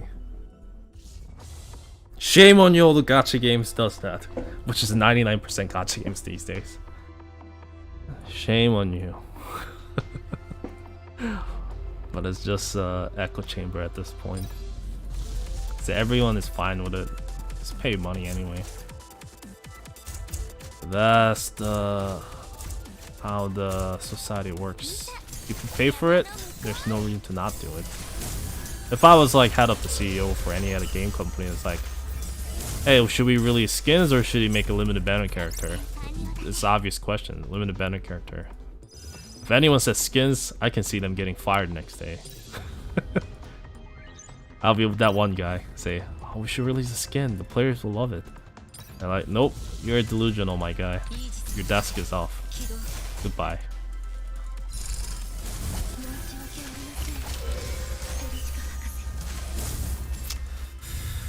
Goodbye.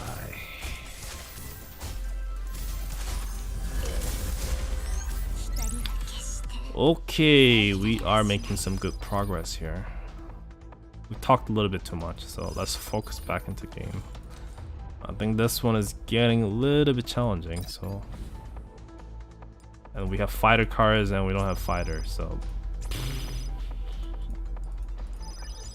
Let's go for this to increase my damage. Especially use any skill to enhance the dodge rates of ally units with the lowest HP percentage. Could be good. Not right now though.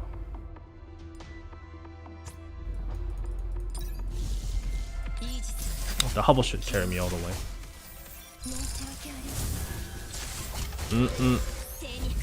They do a lot of damage though.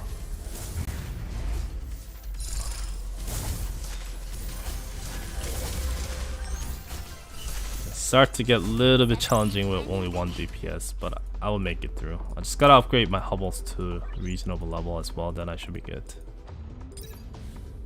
For no cost, yep. Wow, another fighter cards? Really?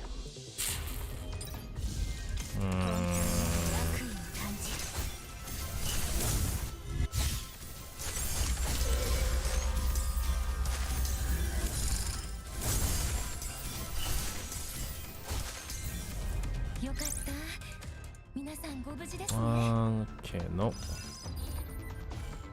Nada.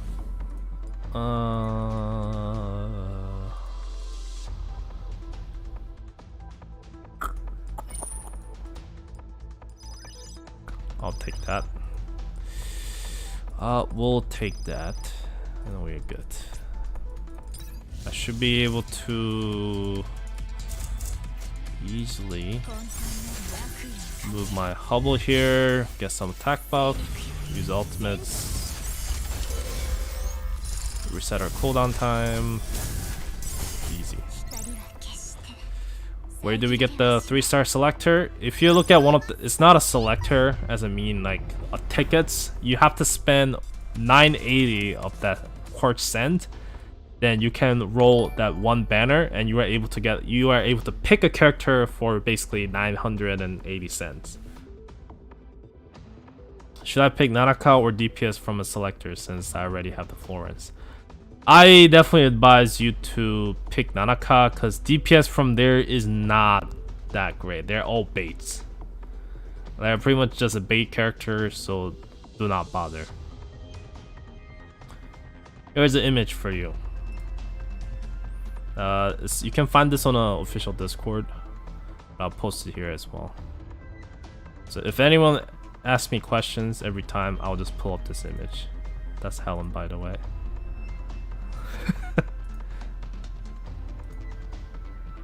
Here. Launch dolls. This image is actually really great.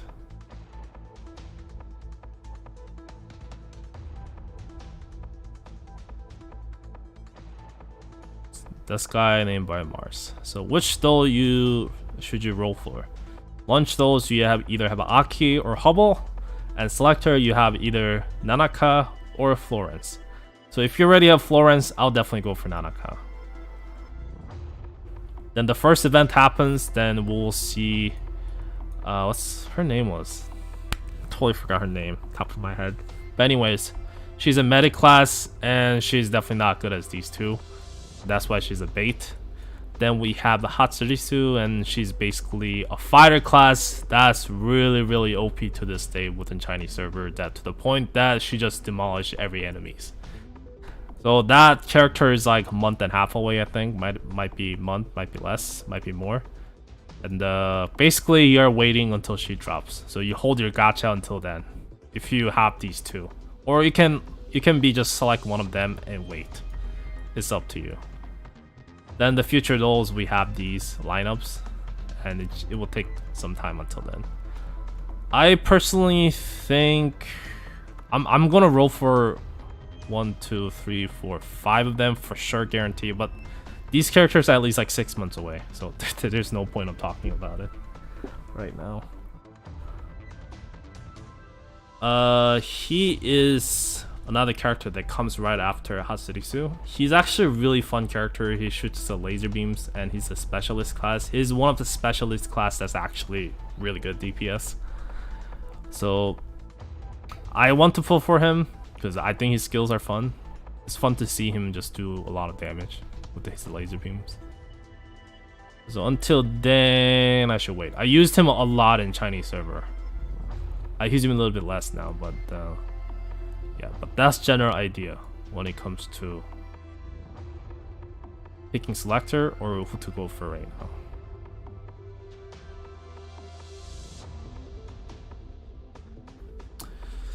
Did Angela truly has to be 5-star faster? Well, her ultimate skill is pretty good, and if you level her up, it's better, but no, not really. You don't have to be 5-star. You can keep her at 3-star, in my opinion. You don't have to, what I'm trying to say, you don't have to prioritize leveling up to 5-star before you get other 3-star character to 5-star first. I'm going to be focusing on Hubble and Nanaka. Then if I get these two to 5-star, then I will start to work towards 2 with Angela. Right now, no. Nope. But she's crazy good. With her skills, she can basically cut their cooldown, enemies' cooldown time. That's just insane. And she can best up the charge up your skills faster. She's just insane units. Or 2-star. She's basically one of the best 2-star. She's so OP to the point they actually have to release enemies to counter her. Because everyone just runs her. So basically Chinese server use less server right now, but either way she's still really good. So they improve anything since their massive flop in Chinese server? I think here's the thing. I won't deny the fact that it probably didn't perform as well, but here's the thing about gaming market these days. You have mega corporation games like MiHoYo's games, even Arknights and Yostar, those games, I think they're coming with their new titles. So like Azure Lane, like sequel, like Arknight sequel, stuff like that, like full 3D games. That's where it's going to draw in majority of players, and those games are not cheap either if you start spending money. So people don't have a lot of money. They really don't. Your metric is how much game, like how much money a game makes. This game honestly is definitely not that expensive to maintain your account and get every single character to compare to a lot of games. So if you're expecting a game like that to be making a lot of money and trying to look at revenue points, I don't know what to tell you, man. I seriously don't know. I think game isn't making enough to be, I don't know, stay alive. Like, I play a lot of games like that too. I get it, people want to play most popular games that makes most amount of money, because that means most likely the service is going to be continue and last very long, so their money is worthwhile. But I don't know. I don't really agree with just leaving everything behind revenue charts and just like, hey, this game makes billions of dollars a year. This game is the best. I don't think so. I really don't think so. It's successful. That's not something I can deny. It really is. Like I said, it's a gacha game. It's your money, so it's up to you. And you spend where you feel like you're comfortable and you like. But just because what game is not making money compared to others, I don't think that should be the, I don't know, negative points. And that's the one thing I hate. Like, you want game to be generous, but at the same time your game needs to make a lot of money. What do you want them to do?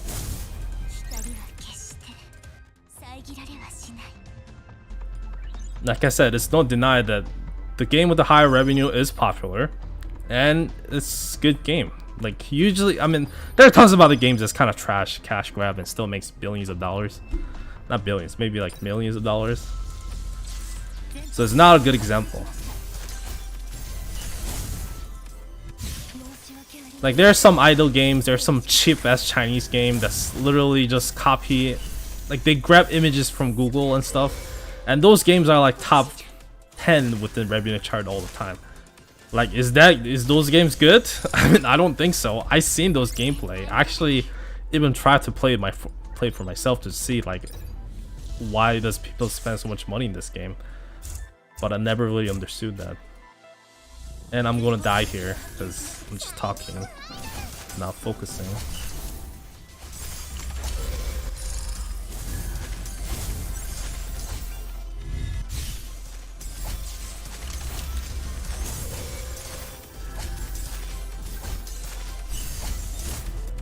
Yeah, I think I'm seeing the limits of just using 1 DPS right now.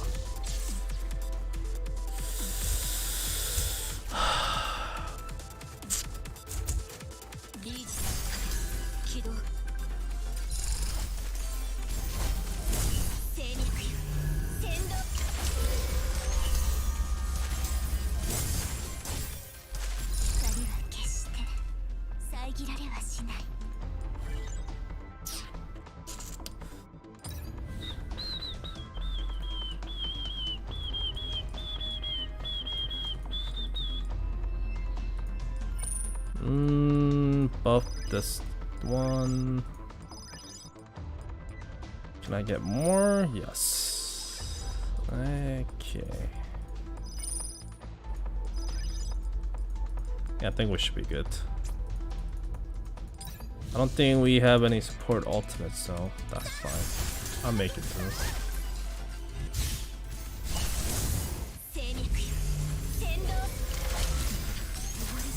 Uh-oh.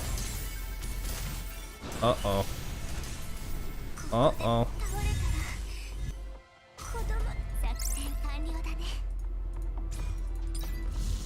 Let's see if I can clear this extra stage. I'm kinda being doubtful right now.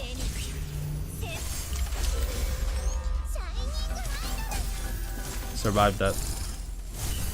Survive it.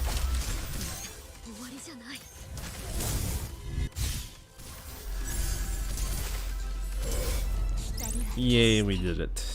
We did it. Can I clear the other stage now? Let me see, because I want to get my Hubble to next level. Oh, then we get this daily unlocked. So basically, this is a shop. You do it each day. And when you clear it, therefore it cannot force you to do it. Here, let me show you. It's probably faster if I actually showed you. So you can select certain amount of buffs, but I think first stage I can get away without using any buff.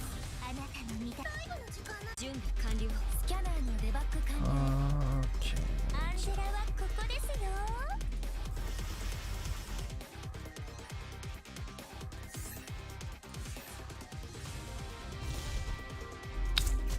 This is how it works. You just take down waves of enemies.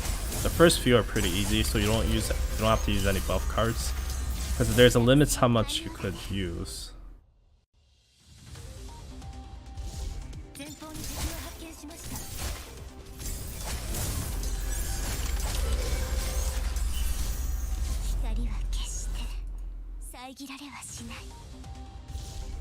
I think it's a good time to use now. So you can use up to 4 times here. So you utilize this buff cards to make stages easier if you have trouble with. If your character dies, it's dead forever in these stages. So you gotta bring additional character or use other team.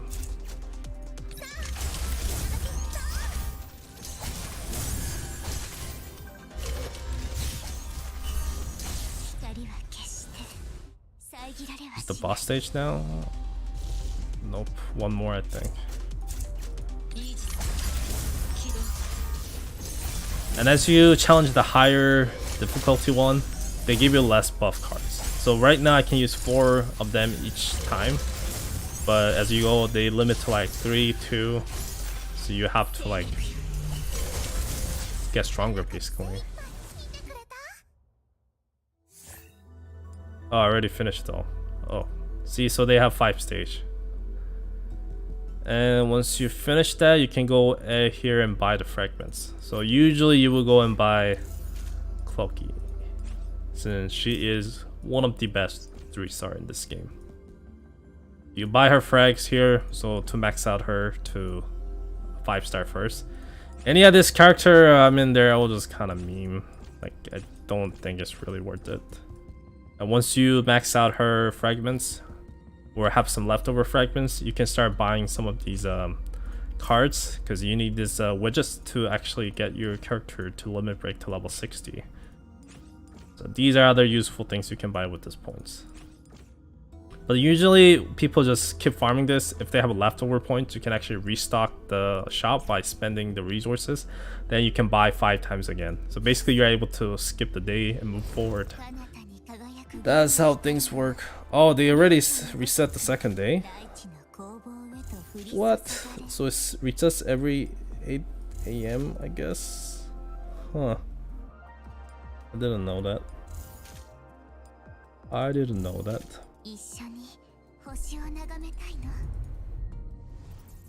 Oh, I guess I've wasted a lot of frags here. Derp.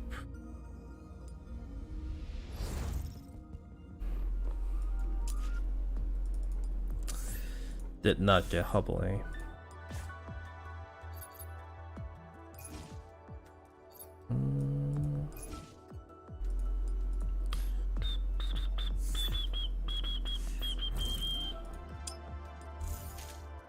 Get some additional frags. Let's go and farm that.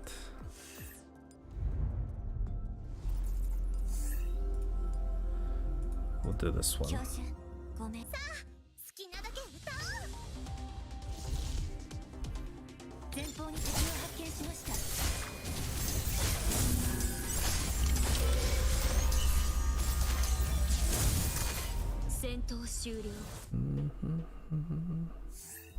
I think I can clear up to this one, yeah. Naraka should be the same.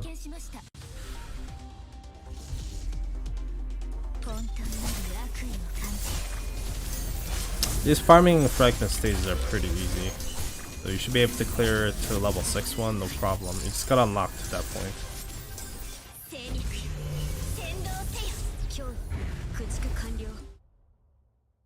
Okay, we got some frags. I wonder how much I can buy with the cube I have right now. 35, so I need 25 more.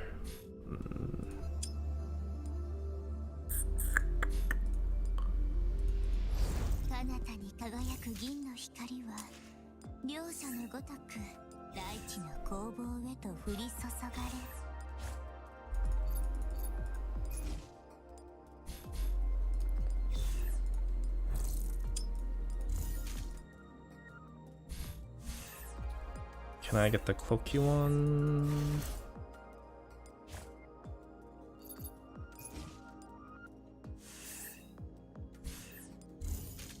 I can actually buy some from the shop. Supply pack. So I guess Monday 8 AM for my time is the reset time. I see.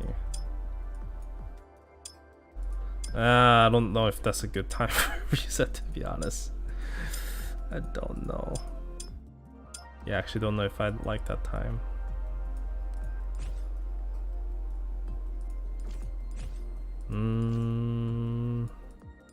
That one is pretty good.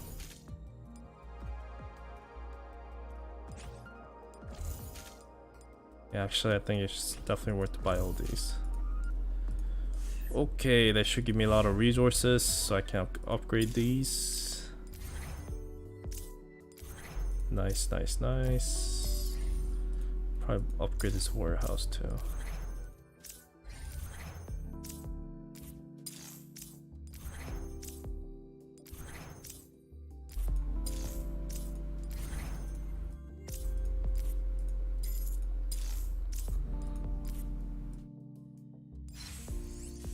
Another bank, and I think we're set.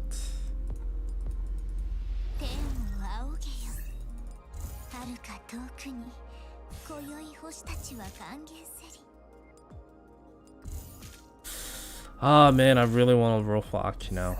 God damn it, I need to stop myself.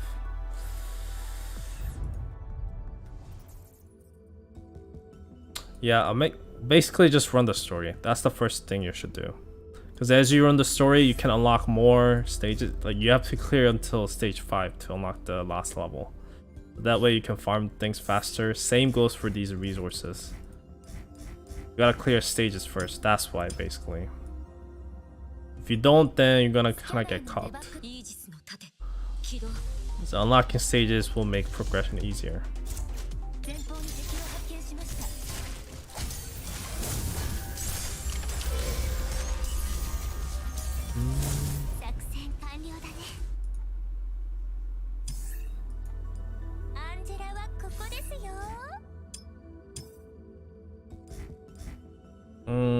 select sector 2. Yeah, I have to unlock onto 2.7.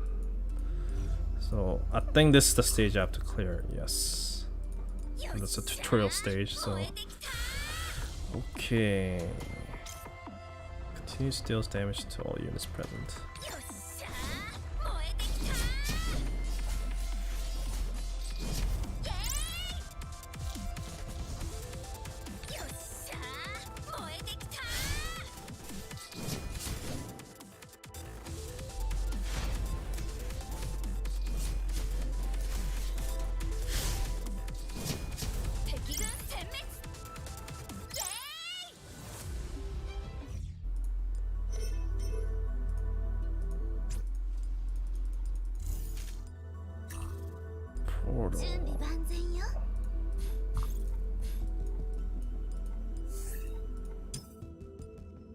Can't farm the green one yet. Can I? Yeah, no, I can.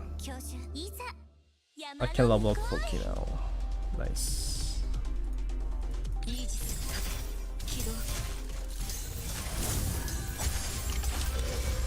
Ow.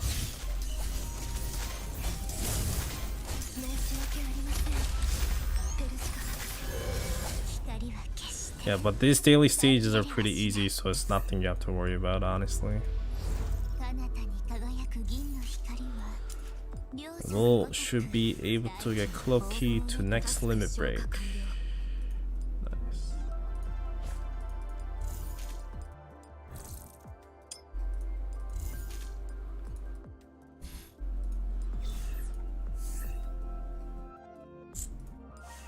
I really want these, but yeah, we don't get them.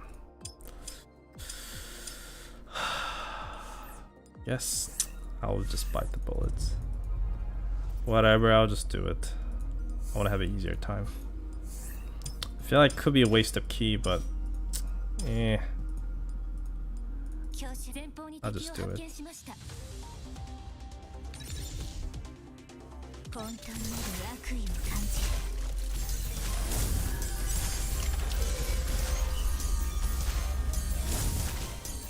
One die already. Okay.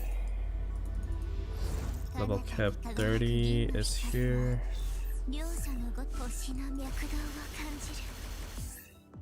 I need a blue one now. I think I'll clear that one more time. Why not? I think that should give me double the amount.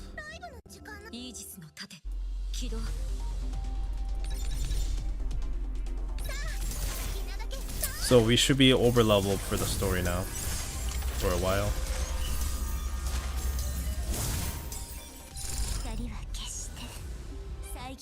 And we got 5 of them. Very nice. So we'll go and use this box here. This box should give me around what? I mean, like 10, was it? I think we might have needed 15. No, I need 20. That's a lot I need. Didn't know that. 10.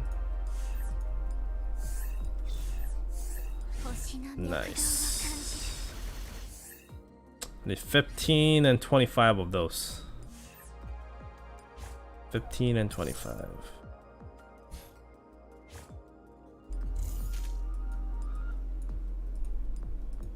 So we wait a bit.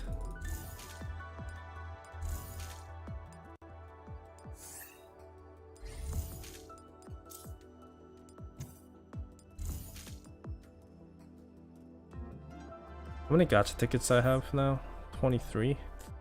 Ooh, really itchy for gacha right now. Really itchy for gacha. But I need to stop.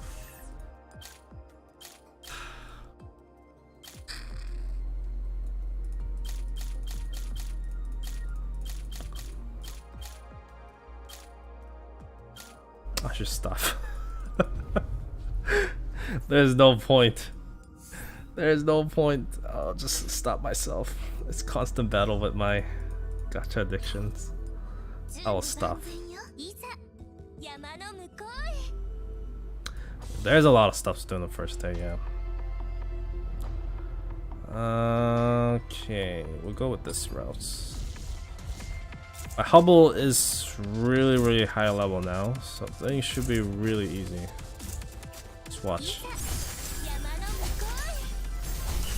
Yep.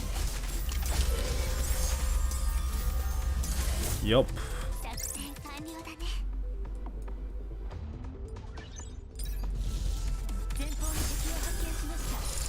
Oh.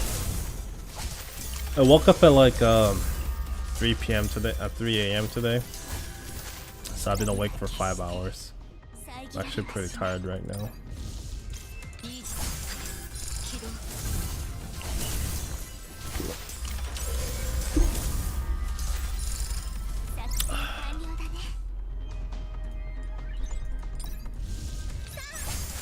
I'll play to see how long I can get without falling asleep. I gotta work tomorrow morning as well, so I can't stay up too late tonight.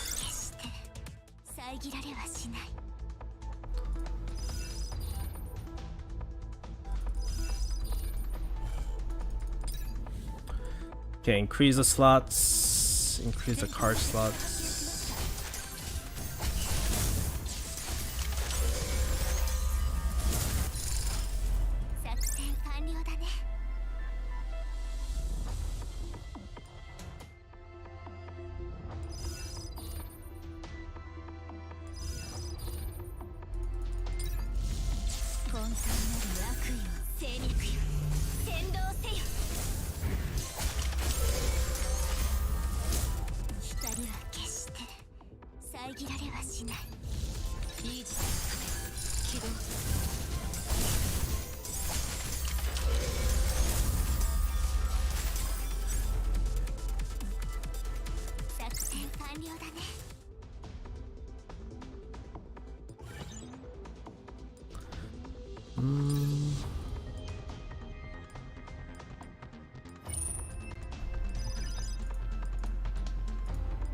Oh, I can't take that. Then I have to take one of these.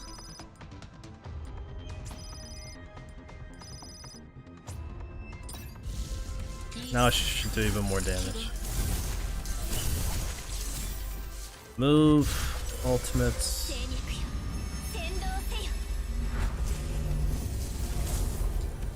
One shot.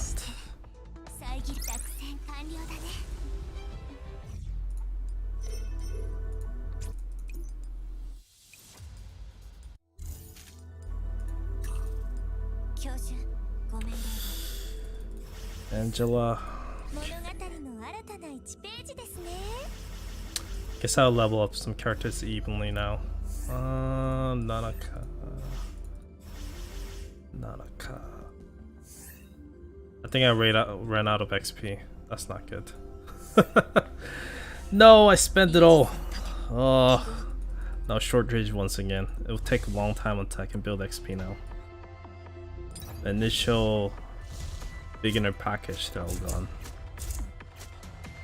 Okay.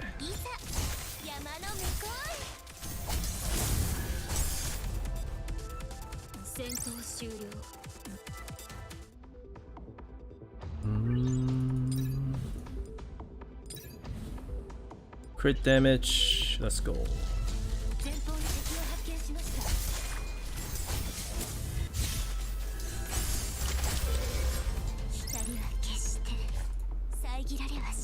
Garbage. Oh, disheartening. Nothing. That's not good.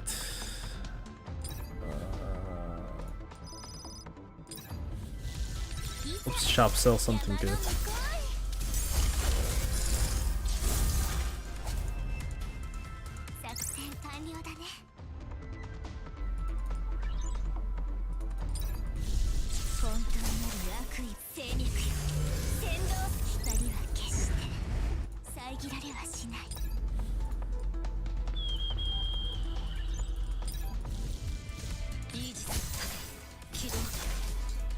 Make it through here. Oh, I forgot I had this ultimate card on the bottom. The Cloaky is all good. The only bad thing about her is that her ultimate is pretty much garbage. It basically deals no damage. I think they intentionally made her ultimate bad to balance her out.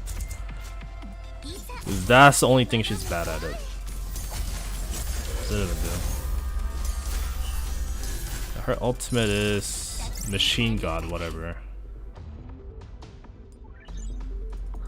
Actually, I don't even know what exactly it does. I just know no one uses it. I just know to not use it. Let me check in this notes to see what exactly it does. So Machine God's Cold. Croaky unleashes a storm of bullets, dealing orient damage, and it can do critical damage to all enemies. Yep. Garbage.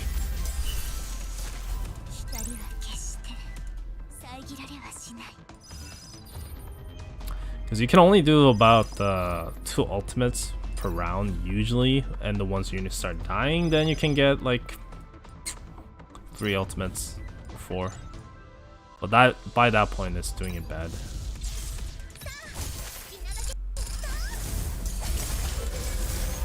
I guess if it's easier to trigger multiple ultimates, then it'd be a different story.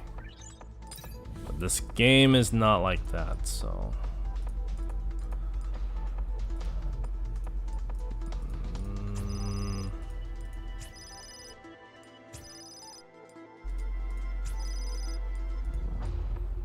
Can you give me this? Nice.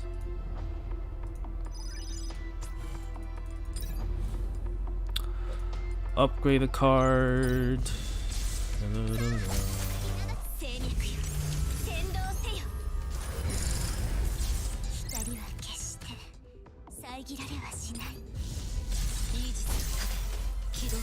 Well, let's go Hubble. Really? Oh my lord. That was quick.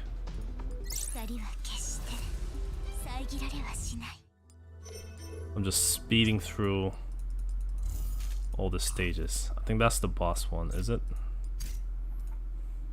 Yeah, I think it is. So this is a long ass tutorial stage, but with this character. Let's go with this one.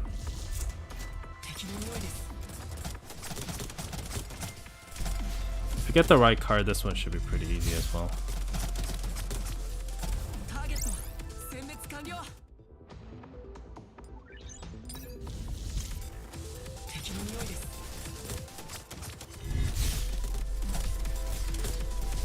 Ow. Ow. Okay, that card and this one should be easy because it's normal battle. Yeah, the white nodes are much easier than the purple one. Stacking up buff nicely. HP is kind of getting low though.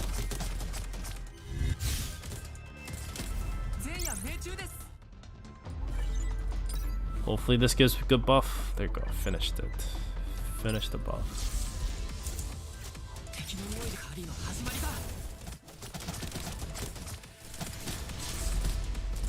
Can't stand.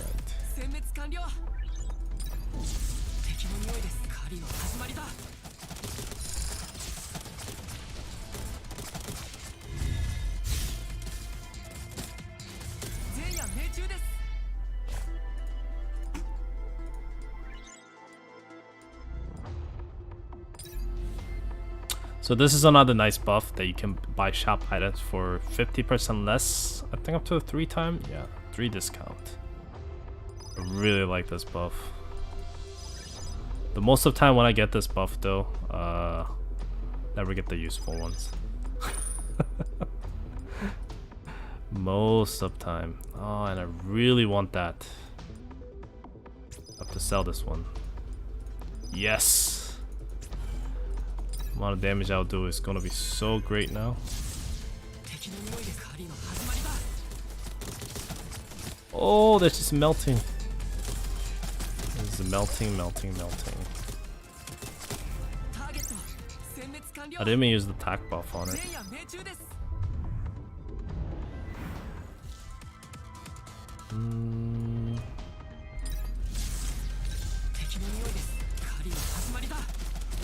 Just go with this, why not?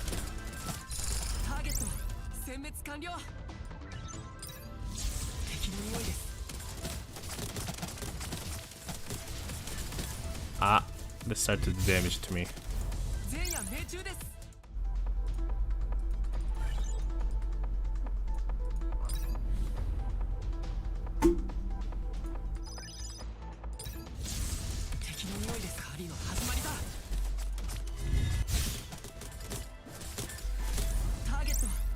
Take them down. The LA unit still is 10% or 100%.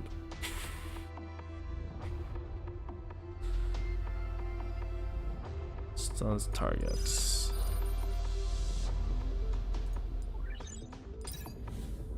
Nah, I'll just go all the way with damage. It's just easier that way.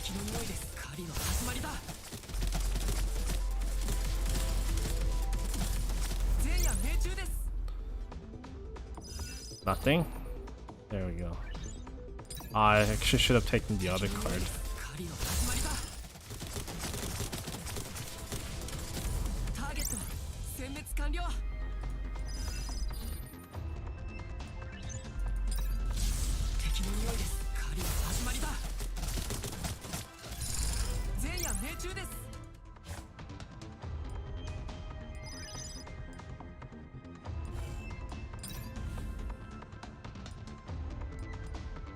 Perfect, all the gold cards. So this one should be very easy.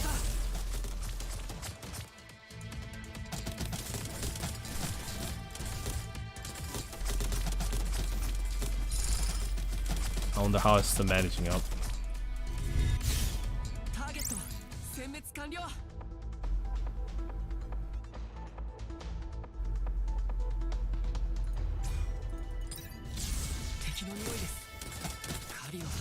I think there might be one more Shimo stage.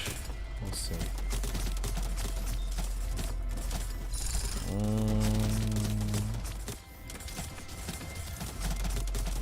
Man, amount of damage he actually does right now is pretty insane. We'll use XP cards, get these, and we can build new buildings.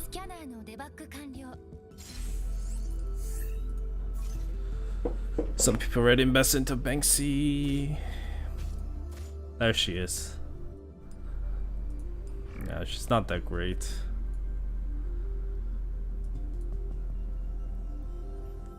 I feel like if she was a calculation damage, it would probably nice to go with the Hubble, but for some odd freaking reason they gave physical damage to her. I have no idea why they did that. It makes zero sense to me. Makes zero sense to me. I have no clue why they did that.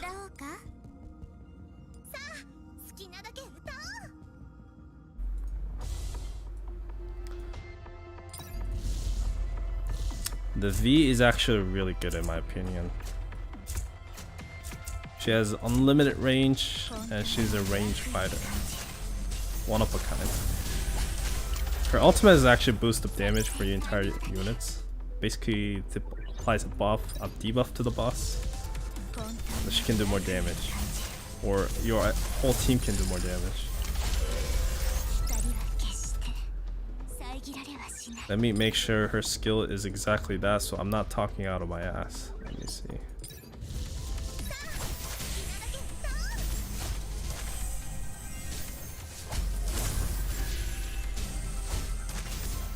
I swear to god it's that the fact that I guess... Oh no, it's her passive skill that does that. When the mask is on, I think they take more damage. That's what it was.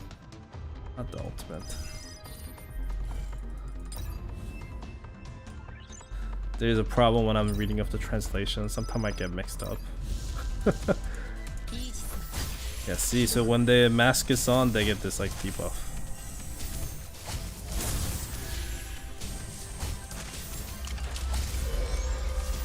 She's pretty good early units, I think. You can keep her at 3-star and she should do a lot of good things. I used her a lot during my early time with the fighter team, the warrior team.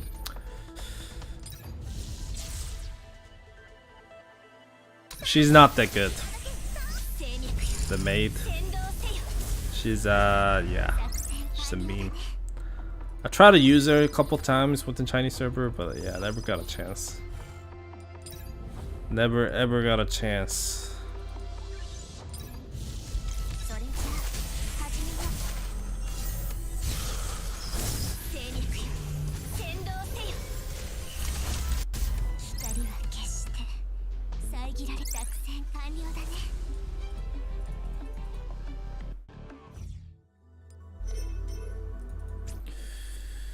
I think next stage is another tutorial stage. Oh, I guess not. 8 reroll already. What are you doing? Binding email? Is that how you're doing it? I actually don't know how to reroll on this account. I'm in this game. I'm assuming that's what you probably have to do. I am assuming.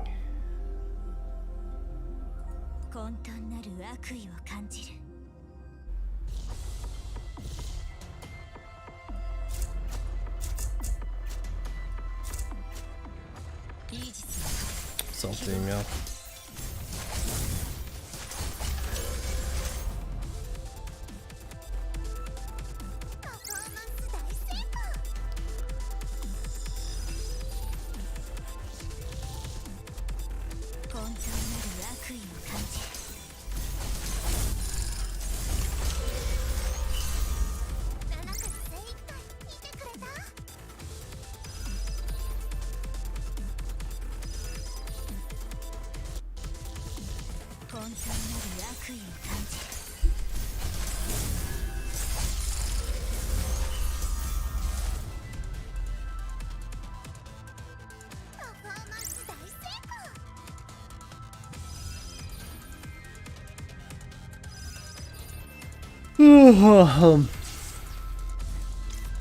Let me use the ultimate right here.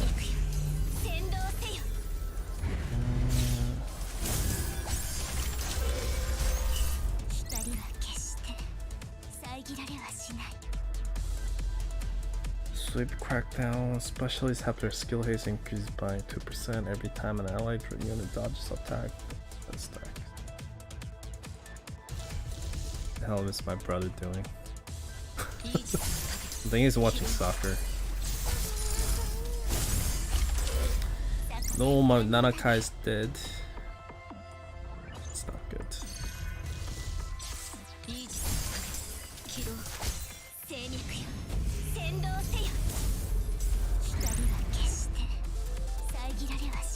When an ally unit falls, yeah, this one is really good too. So this card is one of the OP cards called a Desperate Assault. So when your ally units die, all your units basically get buff and do damage. This allows to have a crazy effect, character like Aki basically. Basically you just keep letting units die, and you stack up your buff chain, and your DPS units will just melt everyone.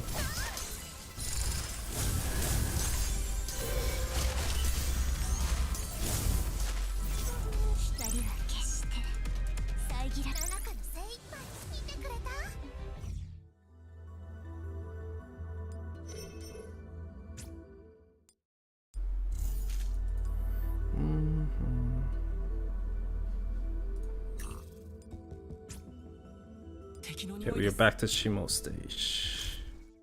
I think this one is easier. The buff doesn't really matter. It's like more like a story stage. It's Shimo having some PTSD shit.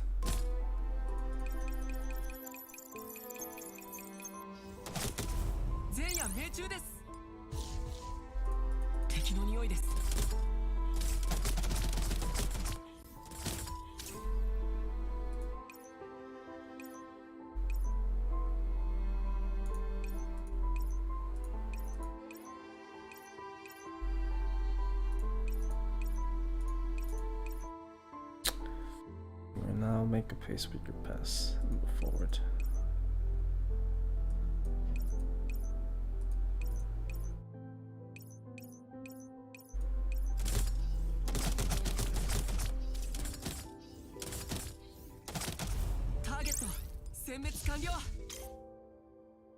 Past can never be forgotten, nor can anyone ever run away from it. It will always resurface in your memories at some point to raise the important questions.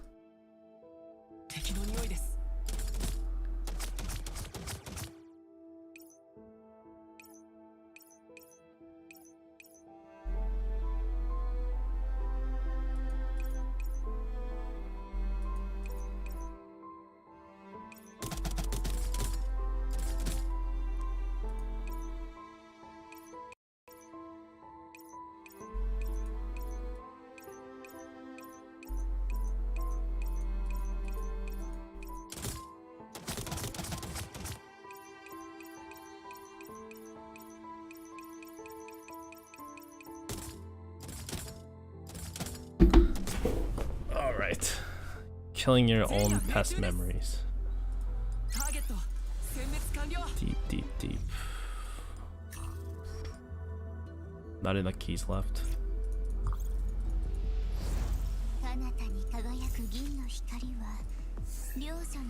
Guess we're running out of keys now.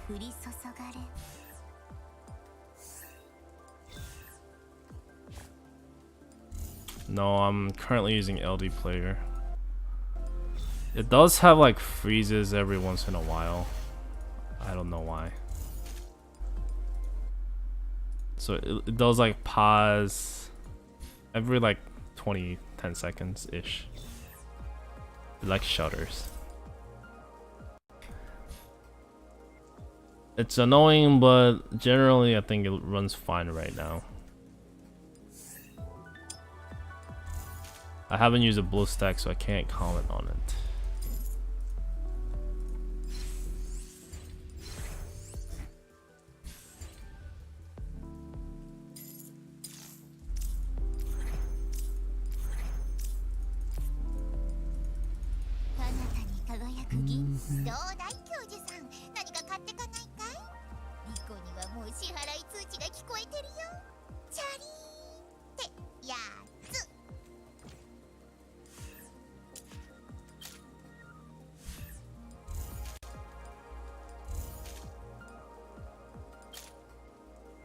How many cubes do I have right now? 35. 0. Let me just have a taste of it. I'm gonna regret my decision here.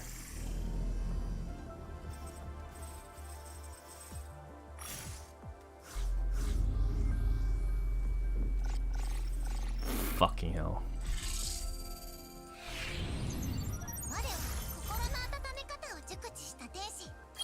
The Russian S name.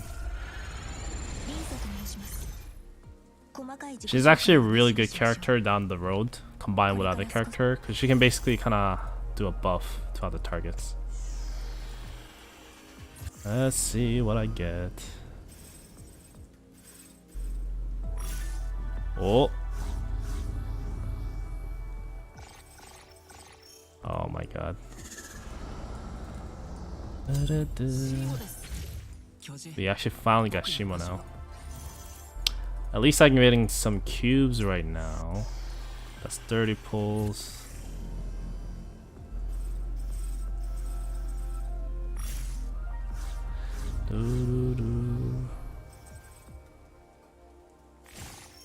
Oh, I wonder if this is Aki. We'll see.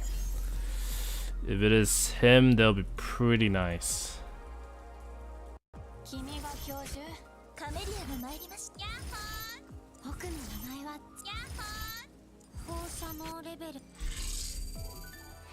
Is it him? I can't tell. Oh, it's Betty.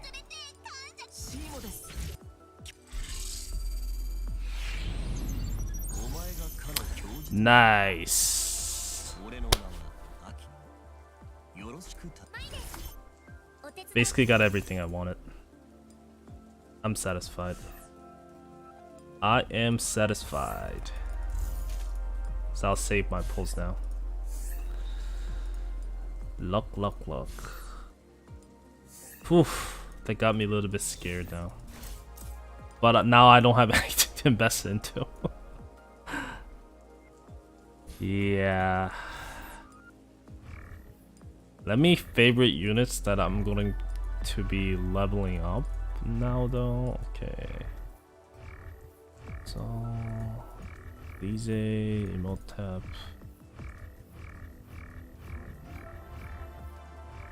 Maybe.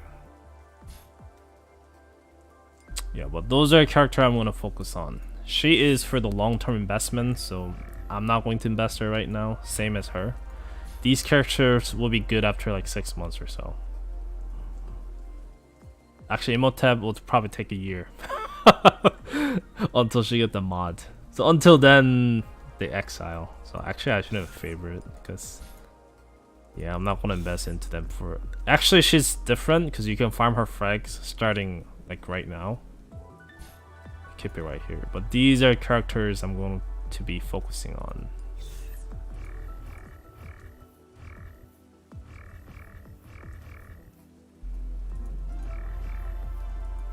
And you can just play the event, the beginner event. You can get the Persica to 5-star free, easily.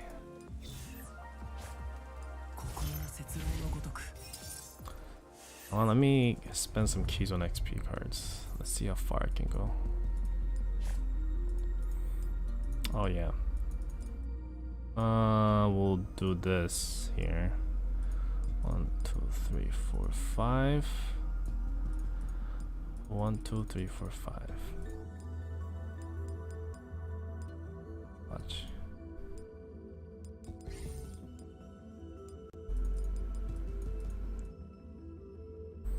So what this is essentially, they give some additional passive bonuses. So your snipers will create better.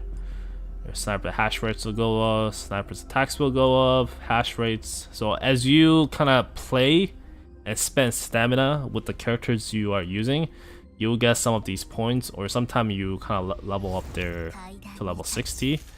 They will get more of these.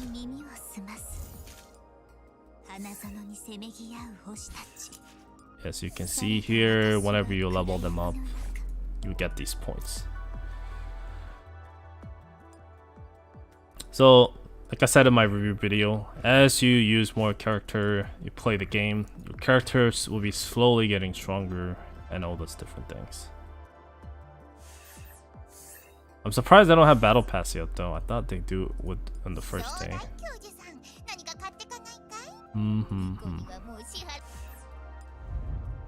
I was hoping they would have Battle Pass first day.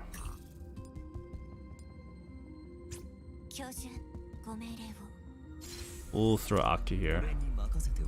You want to have those characters on that team as well so they can get some points, like infinity points. Do do do do do. Snap pause.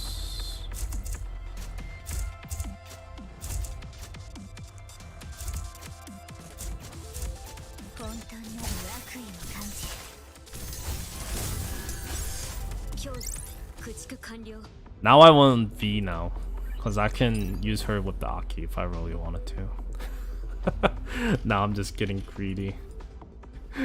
The greed is real. It's like I want every single character now. Yeah, I can't even use him yet, so gotta sit and make him sit on the bench. Greed never ends. You just want more and more. It's terrible. Give me those 50 coins. Give me 60 yes. So this kind of thing, those cards are kind of gamble. You have one terrible one and you want decent one and another really good payout. The thing is, whenever you need the most, they always give you trash ones. So you feel like you're losing out. This RNG knows, man. I actually don't even feel like that's RNG sometimes, because I swear to God, whenever I'm in the pinch and I need it, they always give me the lowest and trash one. And I have to think myself like, there's no way this is not rigged. There's no way this thing's not rigged. Ah! So this boss is actually pretty hard. does like AoE damage and stuff. So having having Nanaka will help big time against this boss. This boss is biatch. I had tons of trouble with the Chinese server. Global server, I'm more experienced, so I'm just like whatever. But oh man, I still remember first time I was fighting her in Chinese server, trying to get through her because I don't know what she does. She just tanks all the skill, kills all my units one by one instantly. She just goes and charges with her spear and I'm dead. Definitely was not fun experience. I think I made a mistake. I made a severe mistake. Ow.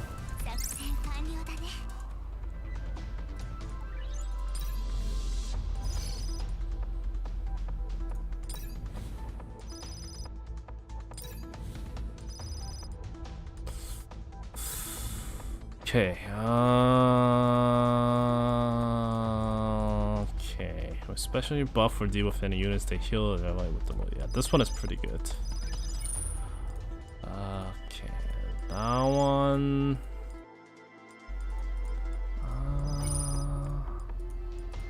Why are they all garbage? Seriously, what is this crap?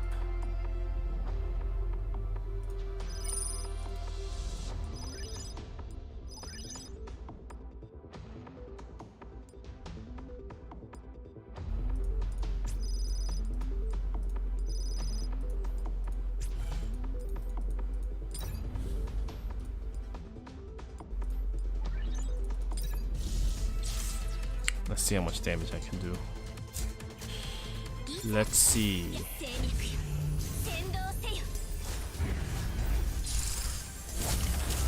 Got speared. Oh, she survived that? I'm actually surprised by that.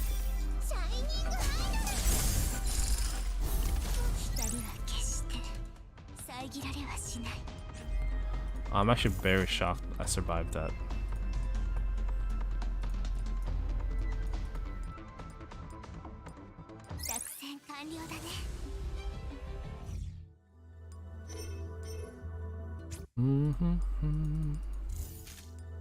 I think that's the last stage. Yep.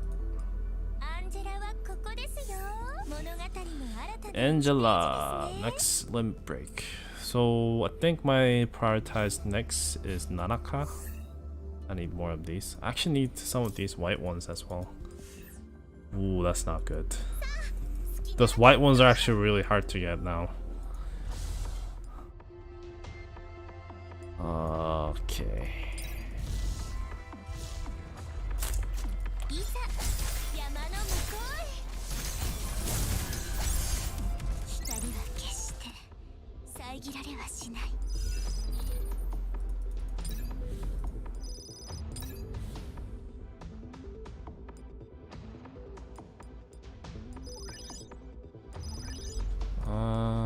That's the buff I kind of want to, but you know what? I don't have enough cards, so I say screw it.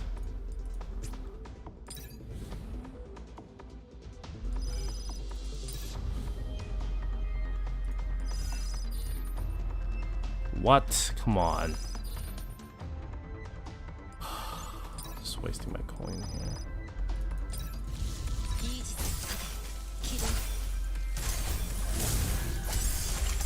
Come on, my dudes. There we go. Crit damage. Now the sniper nodes. That's good. Ooh, the damage. Not good. And the buff.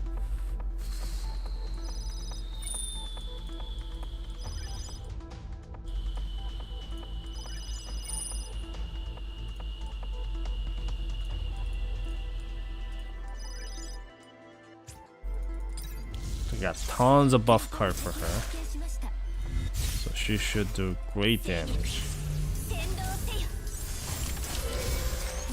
Ow! Ow, ow, ow, they all hurt. No. Forgot this boss does that. Drops like a meteor stuff. It hurts like so much.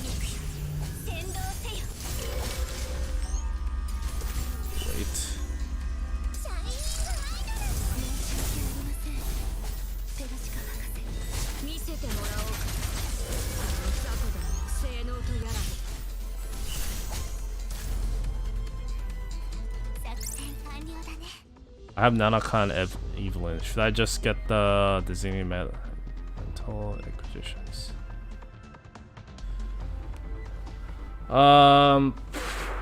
Here's the thing. If I'm being honest, this is not the image I should pop up. This is what should be waiting. This is what you should be doing. You should really go for either one of these characters from your first 30 pulls, and if you get them, get one of them. I went with my first 30 pulls. I went for Hubble.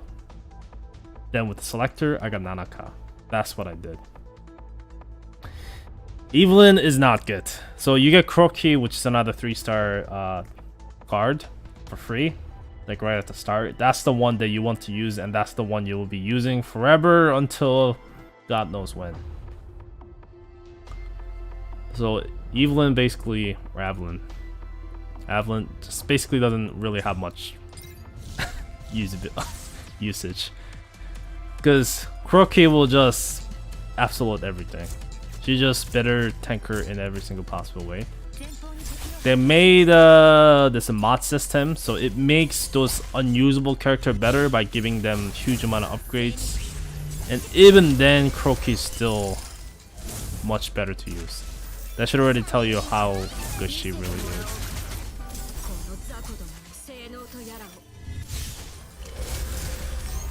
So I'll say spend some time, try to reroll again. Like, Evelyn is definitely not that great.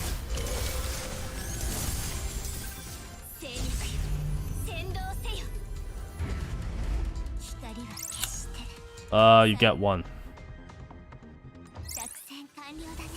That's the one and only one you get.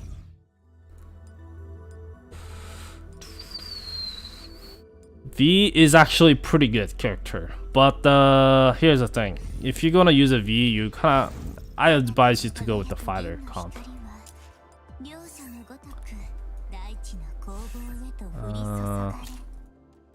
This one, if you pay money, you can get this from quartz. So you can't use quartz send. So you need this actual quartz. If you do this, you basically have roll 10 times, and I think it gets 1 3-star guarantee, and you can get either decent character off of this. I don't really recommend this one that much though, unless you want to gamble yourself. Unless you want to do that, I don't really recommend it. But by the way, V is a very good character. She's very good early on, and she will be really good later down as well. It's just that long term, if you start when there is more character that starts to come out, she definitely lose out quite a lot. The problem is she's a calculation fighter or warrior or hash rate. I think that hash rate is the correct one. So there's a physical damage and a hash rate damage, and physical damage is what you usually go for 99% time with your warrior class. So basically, hash rate warriors are not that great, and it's hard to use those two different types of elements within one squad, because there's this really strong buff card where it lowers one types of damage and boosts up the other. So it will boost up the attack damage by 50%, but it lowers the hash rate by 50%. So to use that card, you have to basically have a same team going. So when you pick the card, your whole team will get, or at least your DPS units will get huge boosted. So you have to kind of make your decisions when it comes to that. And let's do some basic search here. Got some cubes here. Nope. And I think I can buy some frags now, because I have more.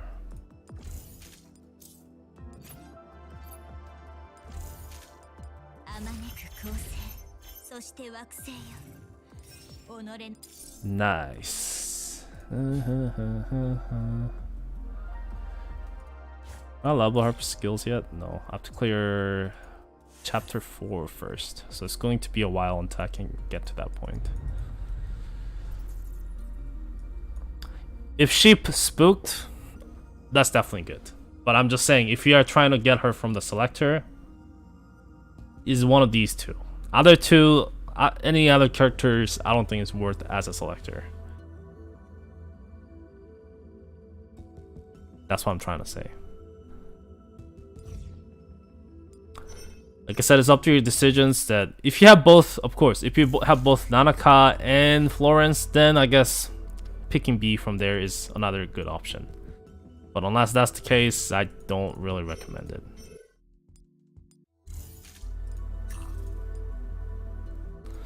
Even Florence, to be honest with you, I haven't used her in a long time for the Chinese server. Nanaka is still used to this date. But...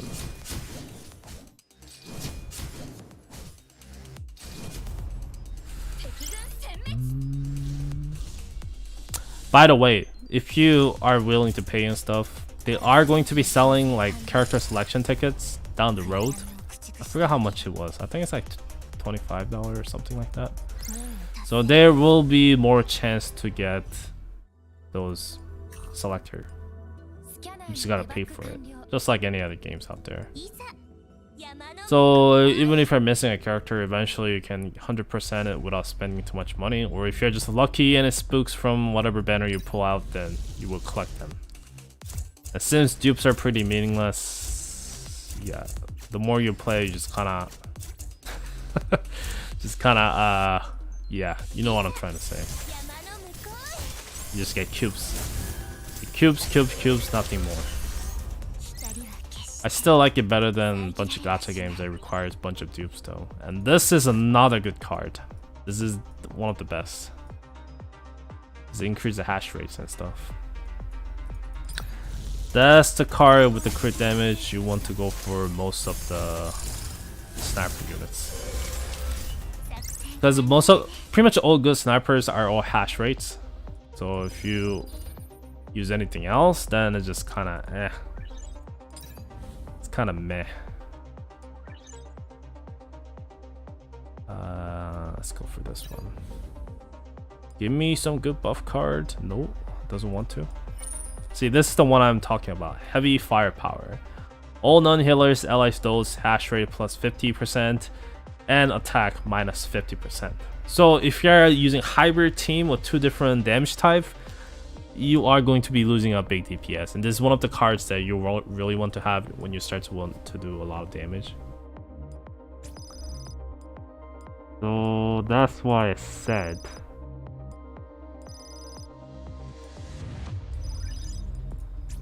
don't go for it. So now you're gonna start to see my Hubble doing even more damage.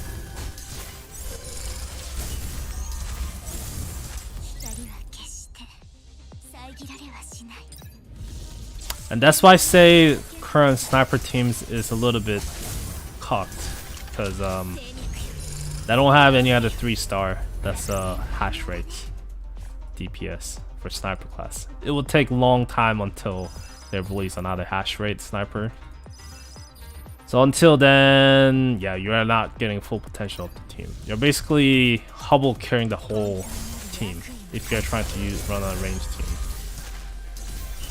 Which she still is pretty decent at her job, but compared to fighter class, soon you will be able to have 2 physical DPS like Aki and other character that will be coming out. So just combine those 2 characters and you are just rolling and demolishing everyone, and it just feels OP. Where the sniper class are sitting with Hubble only and you're just waiting until your next 3-star to drop. And like I said, it takes months. It feels bad, man. It feels bad. Gacha. You mean the girl with like a bun hair? The sniper class? The 3-star? Yeah, she's not that great. That's the girl I'm talking about. If she was hash rate sniper, I think it would be really great. But she's a physical sniper, so that's just... The physical snipers in this game is a very odd place. They're just like really questionable. I'm like, why should I use this character? Like, there's basically no use. They have some niche place because there's another 3-star physical, and they have the 2-star, the free one they actually give you throughout the event. Those two actually pulls out pretty good damage, but it's still too niche. And down the road they have more hash rate sniper that's just so OP that to the point that yeah, you just don't care about physical one at all. Fighter is exactly opposite.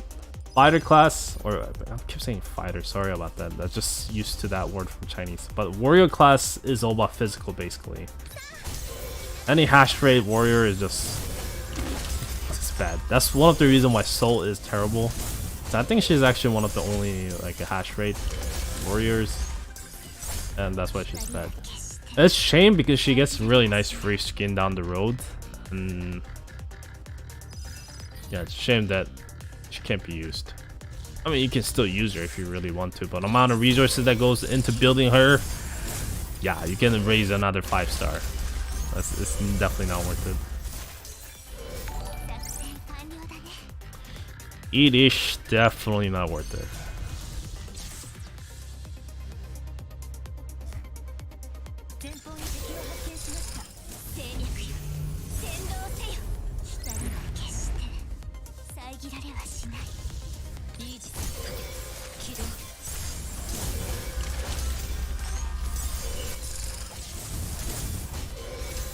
I'll save my ultimates. I think I can do this. So this is another crazy good one, the Blade of Silence. All long range units will have 10% chance of silencing target for 2 seconds with their normal attack. This thing is insane. Actually, this whole buff, like this set itself is insane. But this one is what you're gonna be running a lot, especially on the weekly protocol. Silencing enemy basically, yeah, it locks their skills.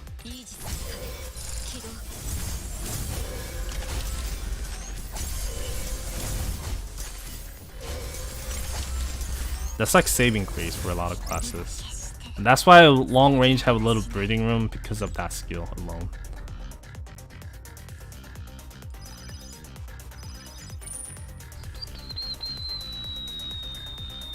Garbage skill, I'll throw this out for more upgrades.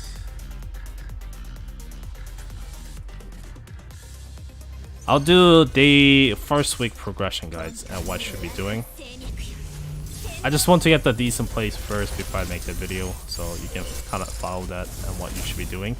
But game is pretty simple forward. What you want to do is clear the story. That's what I'm doing right now. So just do what I'm doing. As you can see, I'm just clearing the story. Story after story after story. Because doing that will unlock all this like different farming places. Like if you want to farm your fragments daily, which you want to do the most, because this is one of the most valuable daily thing you want to do. And you have to go up to episode 5. Once you go to episode 5, you can start unlocking these characters. Not character, farming stages. Right now I have to clear actually I have to get her intimacy to level 4. Then I can farm this one as well. But that next one I have to clear up to episode 4.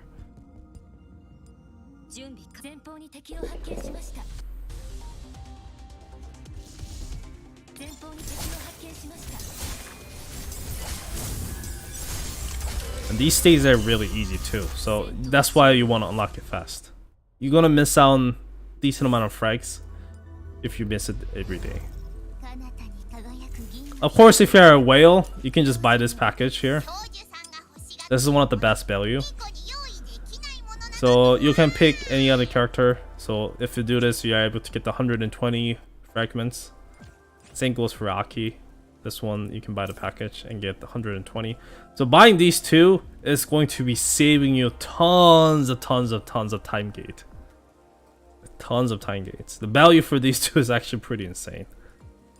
Then it also means you can invest on other character fragments with the dailies as well. So it's just insane amount of value that you get out from purchasing these. and each time they run a banner, you get this as well. And generally you get about, I would say average of 7. I would say average of 7. Sometimes you get 9 frags a day, sometimes you get 7. Sometimes, yeah, I think you rarely get 6. So I think good average is 7. So 7 frags a day, and each week you can get 7 frags per day for one character. So that's, let's just say 50 frags a week. So this one saves about at least 2 weeks of grind. That's insane amount of grind you can save for a character. So I definitely advise you to buy if you're whaling. Those two will boost up your power level and everything so fast. But after a certain point though, I think they kinda gets pointless as you hold your pulls more and more. Then yeah, these kinda becomes less value. To be honest, I rarely bought these with the Chinese server. I just wait my time. It's kind of boring though, because you have to wait until you get to a certain point to be actually very useful. Like usually around 4.5 star to be at the true potential or close to it. Otherwise, they are kind of like crippled in a way, which is understandable, and it shouldn't matter if you're in a beginner game. But late game, after like you beat every main story, and you want to do more challenging things, getting them at 3 stars is not going to do much. You have to wait until they get to that point. So from there, that package actually means a lot too. And we'll actually do the infinite mode here, so just so I can unlock that and get some XP. We'll stack this, and I should be able to clear it no problem.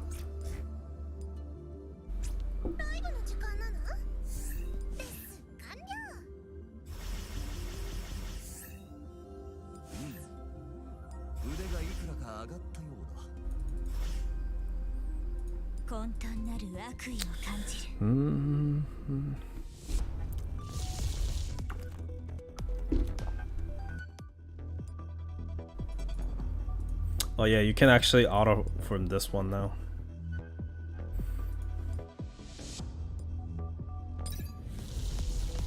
The AI is kind of dumb though, because it doesn't really take the good buff card. So by the point, if you can auto the stage like this, that means you're really, really strong.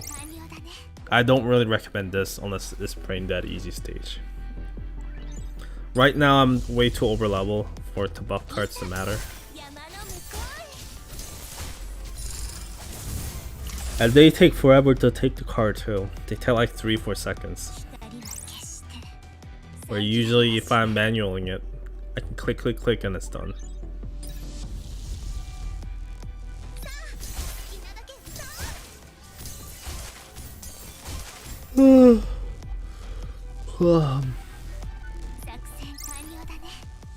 I'm almost 10 o'clock. Well, I've been playing for a while, I guess. Ooh.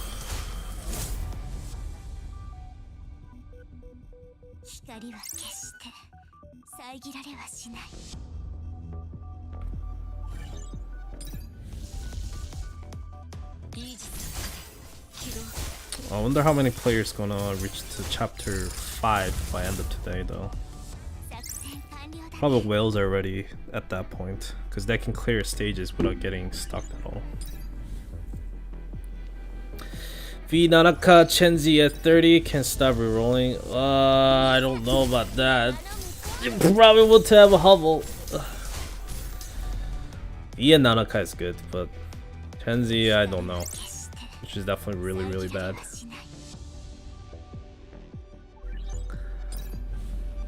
Like I said guys, once again, this image right here, follow this. Pick one or both from Aki or Hubble, then get one of those from the tree selector. That's the way. It's very simple.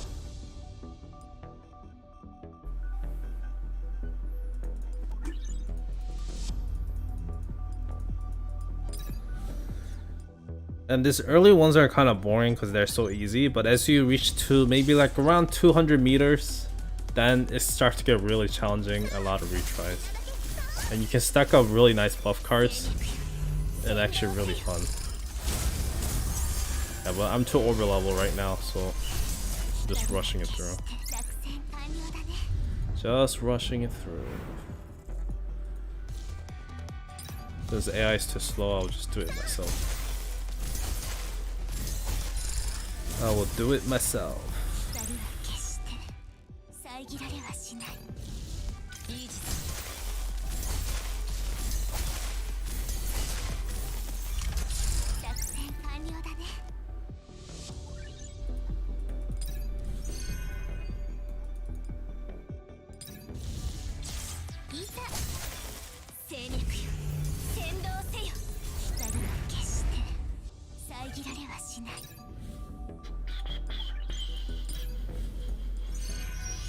%.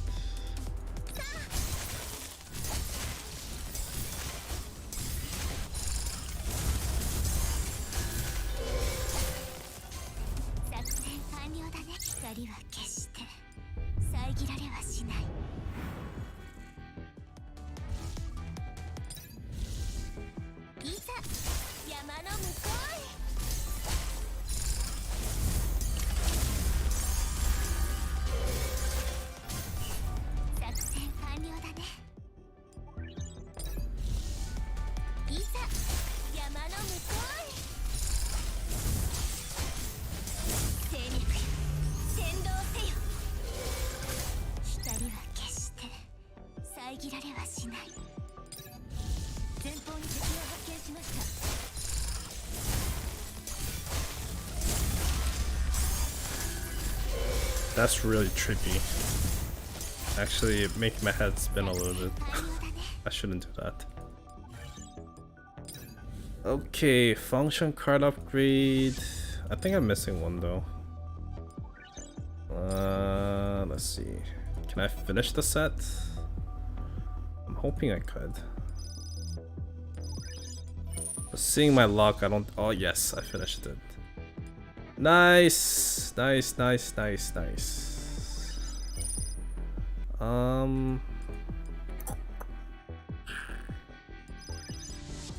This I don't have fighter here.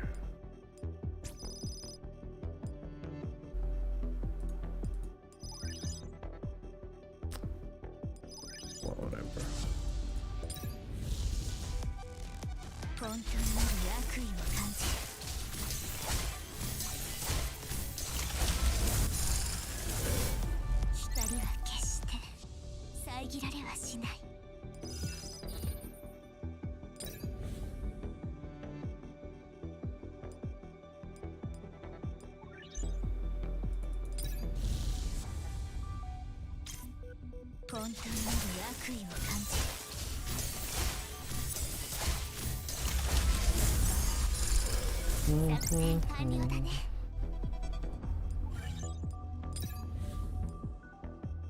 Upgrade this, take that.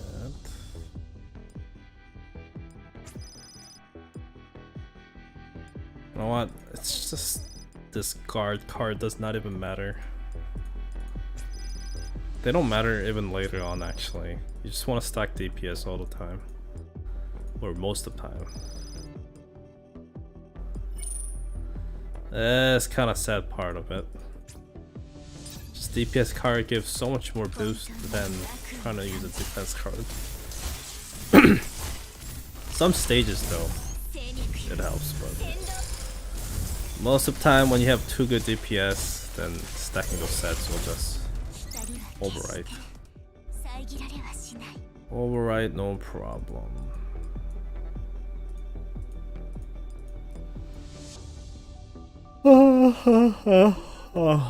Actually, I will just take them all. Okay, so we clear one endless. Get some gacha tickets, some strategic blueprints. Those are nice because I can use that here to increase them.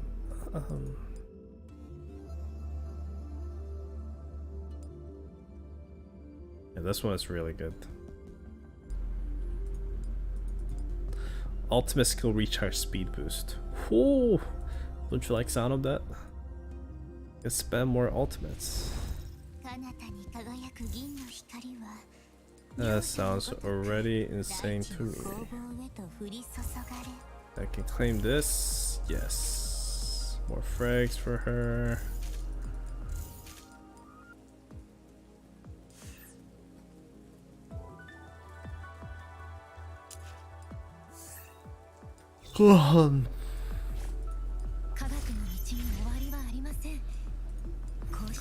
Now, she's a 3-star, so we have her ultimate skill unlocked. Very nice. Very nice. She's actually a really good healer as well.